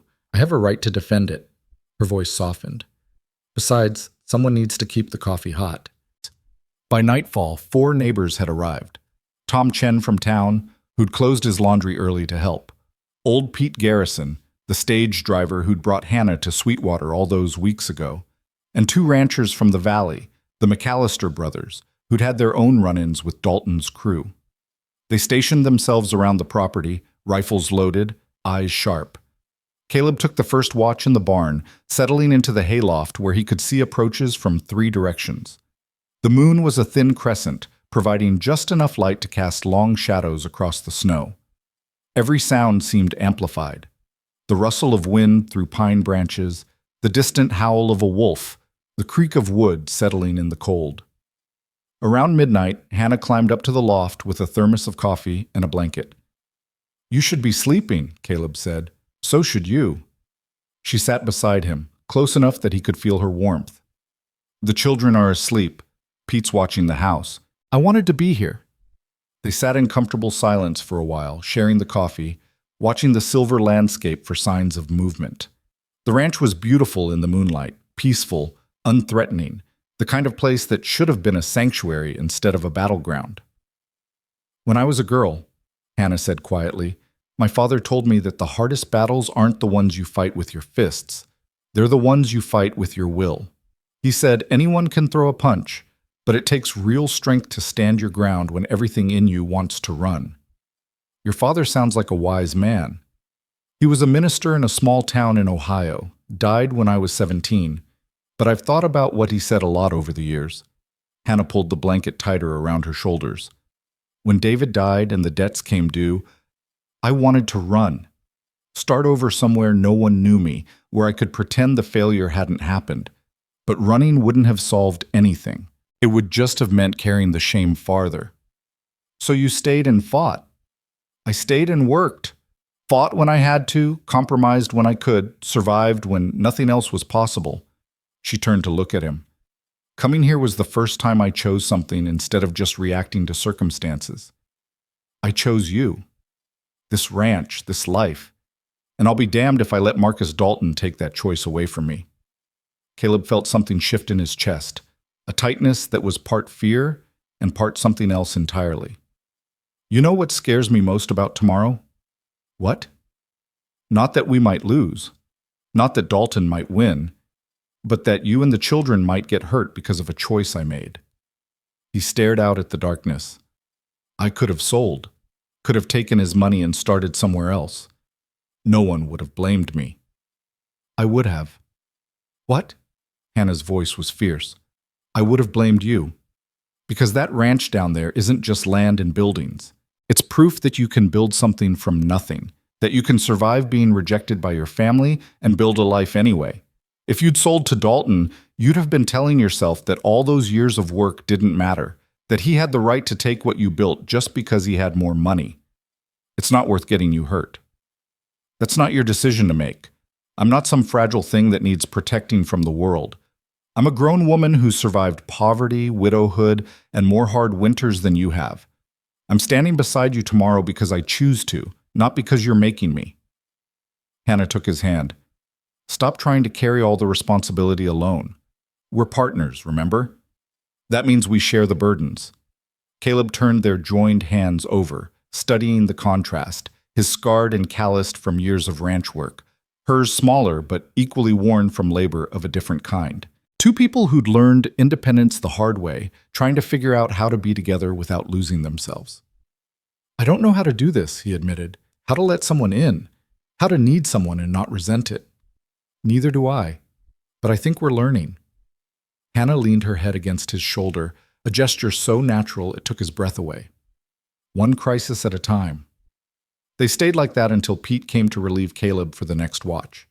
As Hannah descended the ladder, she paused and looked back. Caleb, whatever happens tomorrow, I want you to know I don't regret this, any of it. Neither do I. After she left, Caleb sat wrapped in the blanket that still held her warmth, thinking about regret and choice and the strange paths that lead two people from strangers to something more. He'd asked her once if she wanted a wife or another winter alone, and he'd given her what he thought was an honest answer. But sitting here in the cold darkness, waiting for enemies that might or might not come, he realized his answer had changed. He didn't want another winter alone. He didn't want another day alone. Somewhere in the past weeks, Hannah had stopped being a convenience and started being essential. The night passed without incident. As dawn broke over the mountains, painting the snow in shades of rose and gold, the watchers gathered at the house for breakfast. Hannah and Lucy had made enough food to feed a small army: eggs, bacon, biscuits, coffee strong enough to strip paint. Dalton's playing a longer game, Tom Chen observed, sopping up egg yolk with a biscuit. He wanted to scare you, not fight you, not yet anyway. He'll make his move after the meeting, Pete agreed, depending on how it goes. Then we'd better make sure it goes well, Hannah said. By noon, the community hall was packed. Every bench was filled, people stood along the walls, and latecomers crowded in the doorway. Caleb counted at least 40 families represented: small ranchers, homesteaders, merchants from town, even a few of Dalton's own neighbors who'd apparently decided that silence was no longer an option. Marcus Dalton sat in the front row with his lawyer, a sharp-eyed man from Helena named Carmichael. Dalton's expression was one of amused tolerance, as if he were watching children play at adult business. Pastor Hendricks called the meeting to order. We're gathered here to discuss property disputes and business practices affecting our community. Caleb Walker has asked for the opportunity to present evidence and testimony. The floor is yours, Caleb. Caleb stood, his throat suddenly dry despite the coffee he'd drunk. He'd faced down stampedes, blizzards, and financial ruin, but standing in front of 40 families with the weight of his future on his shoulders was somehow more terrifying. Then Hannah reached out and squeezed his hand once, quickly, and the fear settled into determination. Most of you know me, Caleb began. I've been ranching in this valley for 12 years. In that time, I've built my spread from nothing to 800 acres of productive land. I run an honest operation, pay my debts, and treat my neighbors with respect. He paused. 3 weeks ago, Marcus Dalton rode to my ranch and offered to buy it. I declined. Since then, I've experienced a pattern of harassment clearly designed to force me to sell. He laid out the incidents methodically: the cut fences, the scattered cattle, the suspicious fire, the threats. For each one, he presented documentation. Reports filed with Sheriff Thompson, repair receipts showing the cost of damage, witness statements from neighbors who'd helped him round up scattered livestock. Now, Mr. Dalton might claim these are coincidences, accidents, the normal challenges of ranching in Montana Territory. But I'm not the first person to experience these particular challenges right after refusing to sell to him. Hannah stood, calm and professional in her best dress, and presented the letters from Samuel Brooks and two other former ranchers.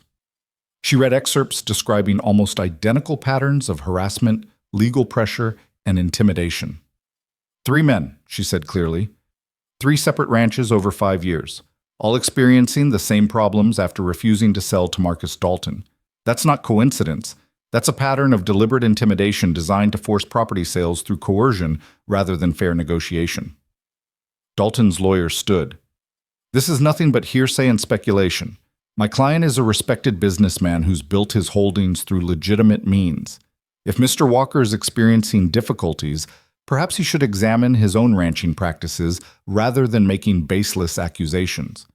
Then let's talk about legitimate means, Tom Chen said, standing in the back. Mr. Dalton, you approached me 6 months ago about buying my laundry. When I said no, 3 of my customers suddenly stopped coming. Later, I learned they'd been offered discounts at other businesses if they'd boycott mine. Care to explain that? A murmur ran through the crowd. One of the McAllister brothers stood. Dalton tried to buy our water rights 2 years ago. When we refused, our cattle started getting sick. Turned out someone had dumped salt into our creek upstream. We never could prove who, but the dumping stopped the day after we agreed to sell him a right-of-way across our land. More voices joined in. A widow whose husband had sold to Dalton after mysterious accidents killed half his herd. A homesteader who'd found survey stakes on his land claiming Dalton owned property he didn't. A merchant who'd lost his credit line at the bank after refusing to extend special terms to Dalton's crew. The stories poured out, years of accumulated grievances given voice for the first time. Dalton's expression hardened, but he said nothing, letting his lawyer handle the responses. Unsubstantiated claims, Carmichael repeated after each testimony. No proof, no evidence connecting my client to any of these alleged incidents. Then let's talk about evidence, Hannah said. She produced a ledger, borrowed from the county clerk's office. This shows every property sale to Marcus Dalton over the past 7 years. Notice anything interesting? She laid it out clearly. Every property Dalton had acquired had sold for significantly below market value. Every seller had experienced problems before selling. And in every case, the problem stopped immediately after the sale. Maybe that's because they were bad ranchers, Dalton said, speaking for the first time. His voice was smooth, confident. Maybe they couldn't handle the realities of frontier life and gave up. That's not my fault. No, but profiting from their misfortune is your choice, Hannah shot back. There's a difference between fair business and predatory practices, Mr. Dalton. You've crossed that line repeatedly. You have no authority to make such claims, Mrs. Walker. You're not a lawyer, not a judge. You're just a widow trying to hold on to land your husband didn't even own. The insult hung in the air. Caleb felt rage flood through him, but before he could respond, Thomas stood up from where he'd been sitting with Lucy. My father owned his land in Illinois, the boy said, his voice shaking but clear. He lost it because he got sick and couldn't work, and the bank took it. But he earned it first. He built it with his own hands, just like Mr. Walker built this ranch. And my mama worked just as hard after Papa died trying to keep what he'd built. She worked until her hands bled and she couldn't afford food, and she did it for me and Lucy because that's what good people do. They work hard and play fair and don't steal from others just because they have more money. The boy's words, delivered with the fierce honesty of childhood, hit harder than any adult testimony. People shifted uncomfortably. Even Dalton looked taken aback. We're not asking for charity, Thomas continued. We're just asking to be left alone to work the land we have. Is that too much to ask? Can't a family just live without rich people trying to take what's theirs? Pastor Hendricks stood. I think the boy's question deserves an answer, Mr. Dalton. Can these families live in peace, or will you continue to pursue their land through whatever means necessary? Dalton's jaw tightened. I pursue legitimate business interests. If people want to sell, I buy. If they don't want to sell, That's their choice. But I won't be lectured by a child or blamed for the failures of people who can't compete. Then put it in writing, Hannah said. Stand here in front of this community and promise on the record that you will cease all attempts to acquire the Walker Ranch, that you will not engage in any harassment, intimidation, or interference with our operations. Make that promise legally binding, and we'll drop this matter. Carmichael leaned close to Dalton, whispering urgently. Dalton listened, then shook his head. I don't negotiate with people who make false accusations against me in public forums.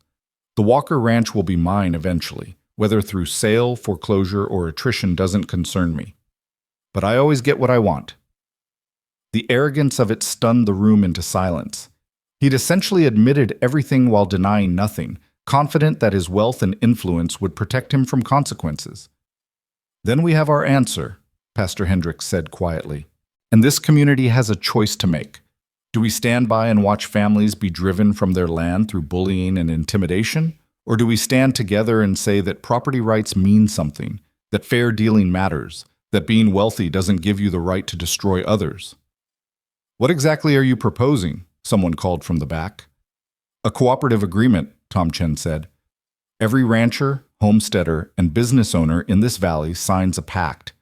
We agree to support each other against predatory practices. If one of us is harassed, we all respond. If fences are cut on Walker's land, we all help repair them. If mysterious fires break out, we all help rebuild. We make it clear that attacking one of us means fighting all of us. And what good will that do against a man with Dalton's resources? Another voice asked. It makes us expensive, Hannah answered. Right now, Dalton can target individual families because we're isolated. We can't afford to fight back alone. But united, we become too costly to attack. Every fence he cuts means 40 families showing up to repair it in an hour. Every fire he sets means 40 families rebuilding faster than he can tear down.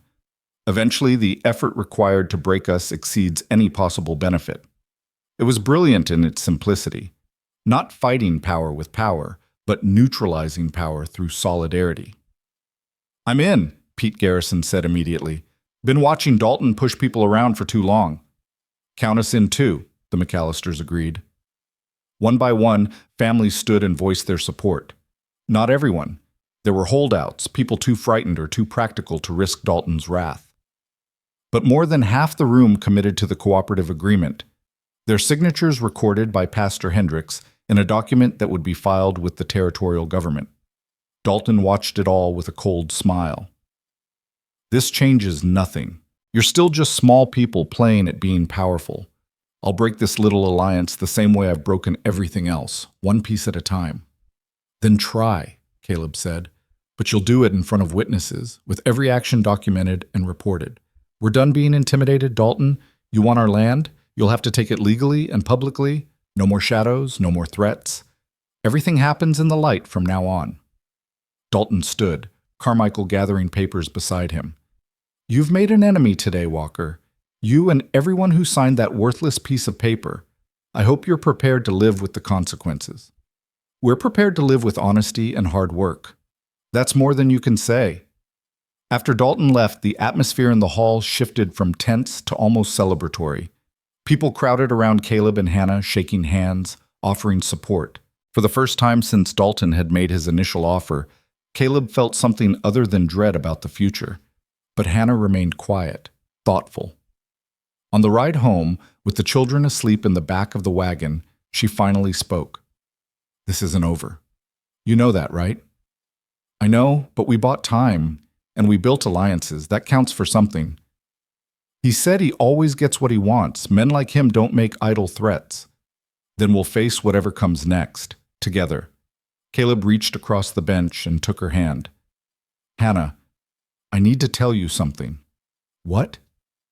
When this started, I told myself I was fighting for the ranch, for the land, for the principle of the thing, but somewhere along the way it stopped being about that. He met her eyes. I'm fighting for this. For us. For the family we're building. That's what matters now, not the property, the people on it. Hannah's eyes shimmered with tears she didn't let fall. When did you figure that out? Watching you stand up there today, presenting evidence like you were born to fight battles. listening to Thomas defend his mother with more courage than most grown men have, realizing that losing the ranch would be hard, but losing you would be impossible. Caleb's voice dropped. I'm falling in love with you, Hannah. I don't know when it happened or how to stop it, but it's true. And I needed you to know before whatever comes next. Hannah was quiet for so long that Caleb began to regret his honesty. Then she lifted their joined hands and pressed them against her cheek. I'm terrified, she whispered, because I'm falling too, and I don't know how to do this, how to trust someone with my heart after everything that's happened. We learn together, the same way we learned everything else. And if we fail, then we fail honestly, which is better than succeeding at pretending. Hannah laughed, the sound caught between tears and relief. You're either the bravest man I know or the most foolish. Probably both. They rode the rest of the way home in silence, but it was a different kind of silence now, charged with possibility instead of weighted with fear. When they reached the ranch, Thomas and Lucy still sleeping in the back, Caleb helped Hannah down from the wagon. She didn't immediately step away. Instead, she stood close, looking up at him in the lamplight spilling from the house. Caleb Walker, when this is over, when we've beaten Dalton or lost to him or whatever happens, I want to renegotiate our arrangement. Oh? I want a real marriage. Not a business transaction. Not a convenient partnership. A real marriage with all the complications and risks and possibilities that entails. Her voice was steady despite the fear in her eyes. I want to stop being afraid of wanting this. Caleb cupped her face in his hands, his thumb brushing across her cheekbone. I want that too. Then we have something to fight for beyond land and pride. We always did. We just didn't know it yet. He kissed her then, soft and careful and full of promise. Hannah's hands came up to rest against his chest, and for a moment the world contracted to just this, two people choosing each other despite every practical reason not to. When they pulled apart, Thomas was watching from the wagon, awake after all. The boy's expression was complicated, uncertain, hopeful, maybe a little scared. Does this mean things are changing? He asked. Things have been changing all along, Hannah said gently. We're just acknowledging it now. Is that okay? With you? Thomas considered for a long moment, then nodded slowly. Yeah, I think it's okay. It wasn't enthusiastic approval, but it was acceptance. And for now, that was enough. That night, after the children were in bed, Caleb and Hannah sat by the fire, not talking, just being together. Outside, the first snow of a new storm began to fall, covering the valley in fresh white silence. Inside, two people who'd started as strangers were learning what it meant to be partners, lovers, family. The battle with Dalton wasn't over. If anything, it had just begun in earnest. But whatever came next, they would face it together, not as separate individuals bound by contracts, but as something more fundamental and more powerful. They would face it as two people who'd found each other in the wilderness and chosen to stay. The snow fell through the night, heavy and relentless, transforming the valley into a world of white silence. By morning, drifts had piled 3 feet high against the barn, and the road to town had disappeared beneath a blanket that would take days to clear. Caleb stood at the window watching the storm, coffee warming his hands, and felt the strange peace that comes from knowing you're cut off from the world, safe for the moment, but vulnerable if anything went wrong. Hannah appeared beside him, her hair loose around her shoulders, still in her nightgown with a shawl wrapped tight. She'd started coming to him in the mornings like this, seeking the quiet companionship before the children woke and the day's demands began. We're snowed in, she observed, for at least 3 days, maybe more. That means Dalton can't reach us either. Silver lining. Caleb set down his cup and pulled her close, feeling her warmth against him. Though it also means we're on our own if anything happens. Hannah tilted her head to look up at him. When did you become such a worrier? The man I married was too stubborn to worry. The man you married didn't have a family to protect. Fair point. She smiled, then sobered. Caleb, what if the meeting made things worse? What if we just made him angrier? Then we deal with it. But we don't regret standing up for ourselves. He kissed her forehead. Come on. Let's make breakfast before the children wake up and decide to cook something themselves. The storm lasted 5 days, a record even for Montana. They fell into a rhythm of forced domesticity, Caleb keeping the livestock fed and watered in brief, brutal trips to the barn, Hannah and the children maintaining the house, everyone gathering by the fire in the evenings to read, talk, simply exist together. It was, Caleb realized, the first time since Hannah had arrived that they'd had time to just be a family, without the pressure of work or threats hanging over them. On the third night, Lucy convinced them to play a game she'd learned at school. It involved making up stories, each person adding a sentence in turn until the tale grew ridiculous and everyone collapsed laughing. Thomas, who rarely smiled these days, actually giggled when Caleb's contribution involved a cow that could fly. Hannah's eyes shone in the firelight, her face younger and lighter than he'd ever seen it. "Again," Lucy demanded. "Thomas, you start this time." "Once upon a time," Thomas began with exaggerated seriousness, "there was a boy who lived on a ranch with the world's most stubborn horse. And the horse," Hannah continued, "decided one day that it was actually a chicken and refused to be ridden. So the boy," Caleb added, "had to convince the horse it was brave enough to be a horse again by teaching it to chase wolves." "But the wolves," Lucy said gleefully, "were actually just big dogs who wanted to play fetch." The story spiraled into absurdity, and for a few precious hours they forgot about Dalton, about threats, about anything except the warmth of the fire and each other's laughter. Later, after the children had gone to bed, Hannah moved from her chair to sit beside Caleb on the floor, her back against his chest, his arms wrapped around her. "This is what I wanted," she said softly, "when I came here. Not the fancy house or the security or even the marriage. Just this, a place where my children could laugh, where we could be together without fear. You have it. We all do. For now. But when the snow melts, we handle whatever comes. But tonight, we just have this." Caleb tightened his arms around her. "That counts for something, Hannah. These moments of peace count." She turned in his embrace, her hands framing his face. "I love you. I don't say it enough, but I do. You gave me back something I thought I'd lost forever." "What's that?" "Hope. The belief that good things can still happen, that people can still surprise you in the best ways." She kissed him softly. "Thank you for that. You gave me the same thing. Before you came, I was just existing, going through motions. You made me live again." They sat together in the firelight, two people who'd found each other through honesty and necessity and discovered something far more valuable than either had bargained for. On the sixth day, the storm broke. The sun emerged brilliant and blinding over a transformed landscape, everything buried under feet of pristine snow. Caleb was in the barn mucking stalls when he heard the sound of horses, many horses, approaching from the direction of town. His hand went to the rifle, but then he recognized Pete Garrison's voice calling out. He emerged to find not enemies, but friends. A dozen men from the cooperative agreement, all mounted, all armed. "Wanted to check on you," Pete said, dismounting, "soon as the roads were passable. Figured Dalton might try something while you were snowed in." "We're fine. No trouble." Tom Chen rode up, his expression grim. "That's more than we can say for the McAllisters. Their barn burned down 2 nights ago.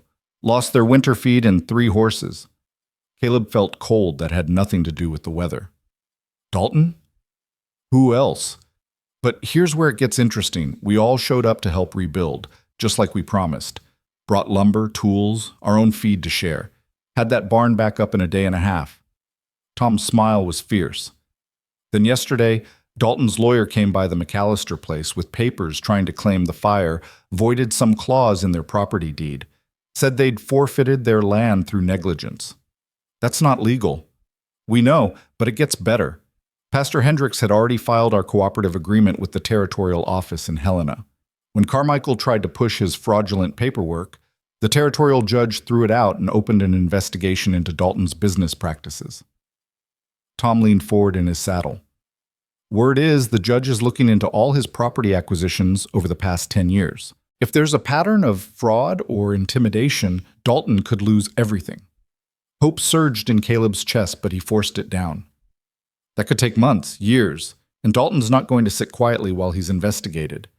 "No, he's not, which is why we're here. to make sure you're protected until this thing plays out. Pete gestured to the assembled riders. We're taking shifts. 2 men on your property at all times until the legal situation resolves. Dalton wants to play dirty? Fine, but he'll do it with witnesses.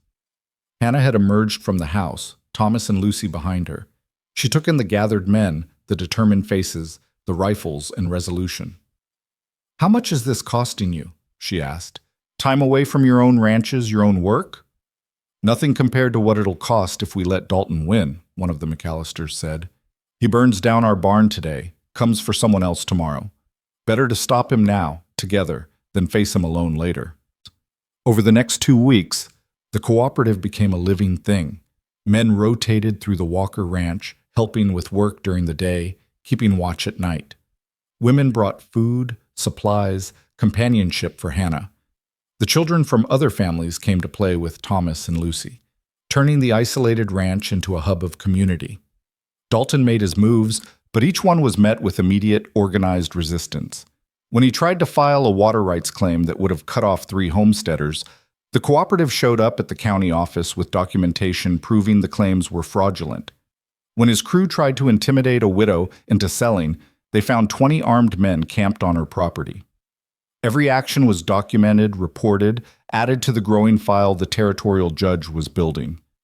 Then came the night everything changed. Caleb was on watch in the barn with Tom Chen, both men dozing in the hayloft, when the smell of smoke jerked them awake. Not the barn, the smoke was coming from the direction of town. They scrambled down and rode hard toward Sweetwater, arriving to find half the main street engulfed in flames. The fire had started in Dalton's office, according to witnesses, and spread to the adjacent buildings. By the time the bucket brigade got it under control, 3 businesses were destroyed and 2 more badly damaged. The town stood in the street, covered in ash and soot, watching their livelihoods burn. Sheriff Thompson emerged from the smoldering ruins of Dalton's office, carrying a metal strongbox.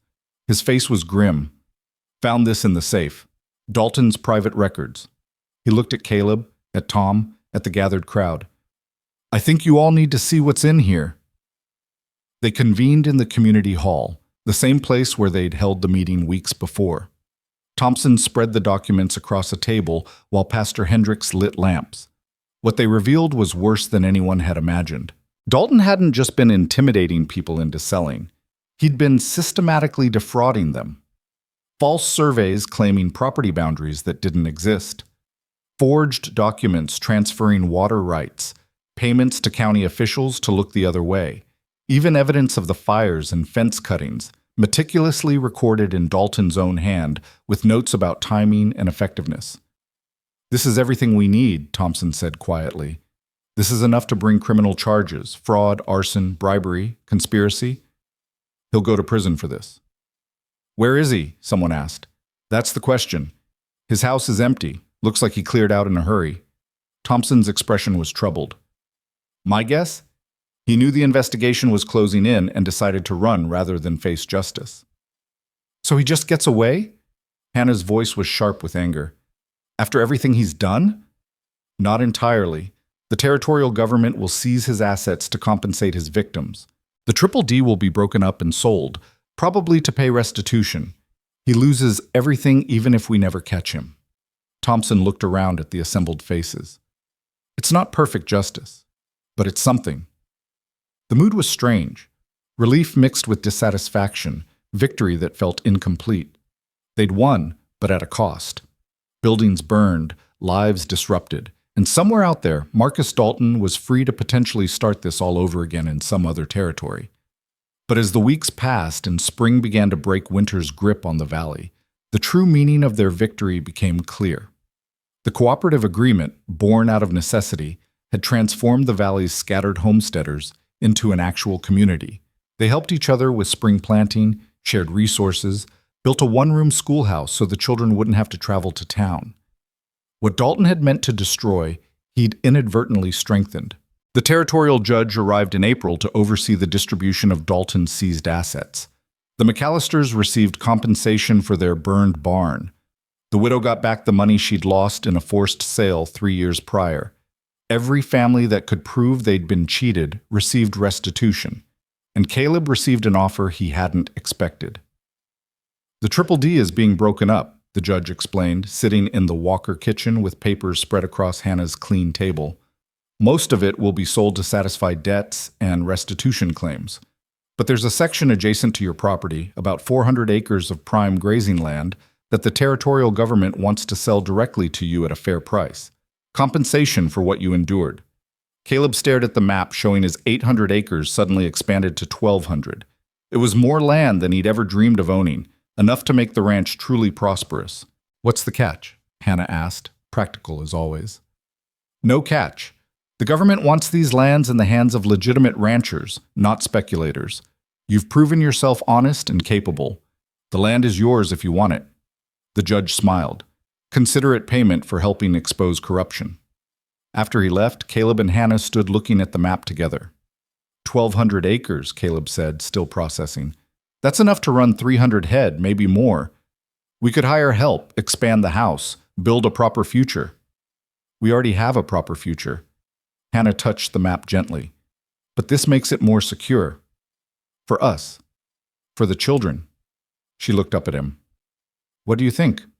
Do we take it? What do you think? Hannah smiled. I think we've earned it. I think we fought for the right to build something here, and this is the reward for that fight. So yes, we take it. The paperwork was finalized in May, just as the valley burst into green life. Caleb hired 2 ranch hands, young men from homesteading families who needed work. Thomas, now almost 11, took on more responsibilities, learning the business with the seriousness of someone who understood this was his future too. Lucy thrived, growing confident and happy, her nightmares about losing their home finally fading. And Hannah bloomed. That was the only word Caleb could find for it. She'd arrived in Montana hard and guarded, a woman who'd learned to survive by never letting anyone see weakness. But as the months passed and the threats receded and the community embraced them, she softened. She laughed more. She sang while she worked. She let herself be happy. One evening in June, Caleb found her in the garden she'd planted behind the house, her hands dirty from pulling weeds, her face flushed with exertion and joy. I've been thinking, she said without preamble. About what? About how I asked you a question once. Do you want a wife or do you want another winter alone? I remember. I think I need to ask you a different question now. Hannah stood, brushing dirt from her skirts. Do you want a partner in running this ranch, or do you want to keep doing everything yourself? Caleb smiled. I think I've already answered that. You've been my partner since the day we signed that cooperative agreement together. I meant officially, legally. Your name's on all the deeds, all the contracts. I want mine there too. Not because I don't trust you, but because I'm building this with you. My work is as much a part of this ranch as yours. She met his eyes. Equal partners, in business and in life. What do you say? I say yes. I say I should have offered it months ago. I say you're right. This is ours, not mine. Caleb pulled her close, not caring about the dirt or the work waiting. Hannah Walker, will you be my full partner in everything? I already am. We're just making it official. They had the papers drawn up the next week, adding Hannah's name to every deed, every contract, every document that defined the ranch. When it was done, she stared at her signature beside his and smiled. Now when someone asks me what I am, I can say I'm a rancher. Not just a rancher's wife. A rancher. You've always been a rancher. You just didn't have the papers to prove it. That summer, they expanded the house, adding 2 more bedrooms and a proper parlor. Thomas got his own room, a mark of his growing maturity and responsibility. Lucy's room was painted yellow, her favorite color, with shelves for the growing collection of books the community kept passing along. In August, Pastor Hendricks married Pete Garrison to Mrs. Holloway of all people, their unlikely romance having bloomed during the cooperative's activities. At the reception, held in the Walkers' expanded house, Mrs. Holloway approached Hannah with tears in her eyes.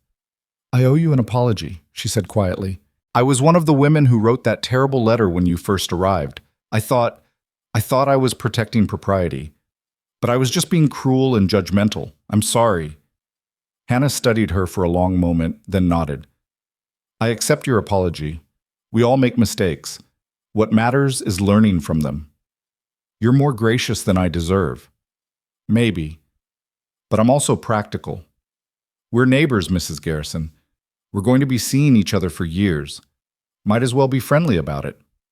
Mrs. Garrison, it would take time to think of her that way, smiled with relief. "Friendly sounds good." As autumn painted the mountains in gold and red, Caleb stood on the porch watching the sun set over 1,200 acres of land that was truly, finally his. Theirs. Behind him he could hear Hannah and Lucy singing together while they prepared dinner. Thomas's voice drifted from the barn, talking to the horses the way Caleb had taught him. The sounds of family, of home, of a life he'd built from nothing and nearly lost and fought to keep. Hannah emerged from the house, wrapped in a shawl against the cooling evening, and came to stand beside him. "What are you thinking about?" she asked. "About how you asked me if I wanted a wife or another winter alone, and how I thought I was just choosing practical help." Caleb pulled her close. "I didn't know I was choosing everything. A partner, a family, a reason to fight, a reason to live. Neither did I. I thought I was choosing survival. I didn't know I was choosing happiness." Hannah leaned against him. "Strange how things work out. Do you ever regret it? Coming here? Asking that question?" "Never. Not once." She turned to look up at him. "Do you?" "Best decision I ever made was saying yes to you." "You didn't say yes. You said you'd give me a 1-month trial." Caleb laughed. "Fair point. Best decision I ever made was extending that trial indefinitely." Thomas appeared in the barn doorway, silhouetted against the lamplight. "Dinner's ready," he called. Then after a pause, "Are you two coming, or are you going to stand there being mushy all night?" "We're coming," Hannah called back, smiling. To Caleb, she said, "He started calling you Pa when he doesn't think you're listening." Caleb felt his throat tighten. "Really?" "Really, he's not ready to say it to your face yet. But he's getting there." They walked back to the house together, to the warmth and light and noise of family. Inside, Lucy had set the table with the care of a child who took pride in doing things right. Thomas was carving the roast with the knife Caleb had given him, his movements careful and competent. Everything was simple, ordinary, perfect. After dinner, they sat by the fire as they did most evenings now. Lucy was teaching Hannah a complicated cat's cradle pattern. Thomas was reading aloud from a book about frontier explorers. Caleb just watched them, storing up this moment against future hardships. "Read the part about the mountain again," Lucy demanded. "The scary part." Thomas found the page and read about a harrowing crossing of a snow-covered pass, his voice adding dramatic emphasis to the dangerous moments. When he finished, Lucy shivered deliciously. "Were you ever that scared, Mama?" she asked. "When you came west?" Hannah considered the question seriously. "Yes. The whole journey I was terrified. Afraid I was making a mistake, afraid we wouldn't make it, afraid that when we got here we'd find nothing but more hardship." "But you came anyway," Thomas said. "But I came anyway. Because sometimes being brave doesn't mean not being scared. It means being scared and doing it anyway." "Like when we stood up to Mr. Dalton," Lucy said. "Exactly like that." Caleb met Hannah's eyes across the room, seeing in them the reflection of everything they'd endured and overcome. She smiled, and in that smile was understanding, partnership, love earned through fire and struggle and honest choice. Later, after the children were asleep, Caleb and Hannah stood at their bedroom window looking out at the moonlit ranch. Winter was coming again. They could feel it in the air, see it in the way the cattle clustered closer together, sense it in the brittle quality of the starlight. But this winter would be different from all the winters before. "Do you want a wife, or do you want another winter alone?" Hannah said softly, echoing that first question that had changed everything. "I want you," Caleb said simply. "I want this. Every winter, every spring, every season. I want to build this life with you until we're old and gray and surrounded by grandchildren we haven't even imagined yet. That's a long time. Not long enough." Hannah turned in his arms, her face serious. "I need you to know something. When I came here, I was running away. From poverty, from failure, from a life that had broken me. But somewhere along the way, I stopped running and started building. You gave me that. The safety to stop running and start living. We gave each other that." "Yes, We did. She kissed him softly. Thank you for being stubborn enough to marry me. Thank you for being brave enough to love me. Thank you for being honest enough to build something real instead of just going through the motions. Thank you for asking me that question. Thank you for refusing to settle for less than you deserved. Thank you for teaching me that strength isn't about standing alone. It's about knowing when to stand together. They held each other in the darkness, two people who'd found each other through desperation and necessity, and discovered that the strongest foundations are built not on romance or rescue, but on respect, honesty, and the courage to keep choosing each other every single day. Outside, the first snow of winter began to fall, soft and silent over the valley. But inside the Walker ranch house, there was warmth and light and the sound of steady breathing from sleeping children. There was love earned through struggle and partnership forged in fire. There was a future built on honest ground, secured not by one person's strength, but by two people's commitment to face whatever came together. The question that had broken the silence had been answered, not just once in that first moment outside Jensen's mercantile, but every day since. With every shared meal, every hard conversation, every moment of choosing truth over convenience and partnership over isolation. Caleb Walker had stopped wanting another winter alone. He'd stopped needing to prove he could survive by himself. He'd learned that the strongest man isn't the one who needs no one. It's the one who's brave enough to need someone and wise enough to choose well. And Hannah Walker had stopped running. She'd stopped believing that asking for help was weakness and independence meant isolation. She'd learned that the strongest woman isn't the one who does everything herself. It's the one who builds something worth defending and finds people worth defending it with. Together, they'd learned what family really meant.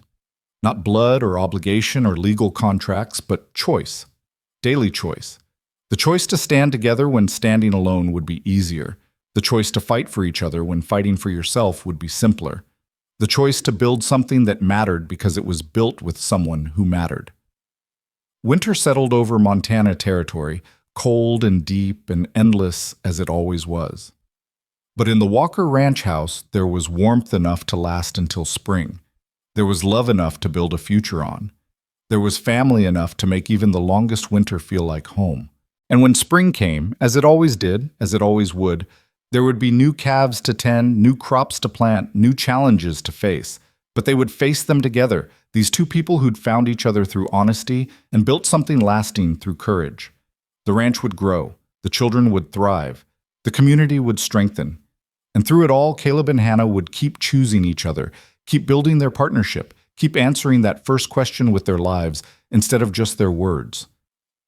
Do you want a wife? Or do you want another winter alone?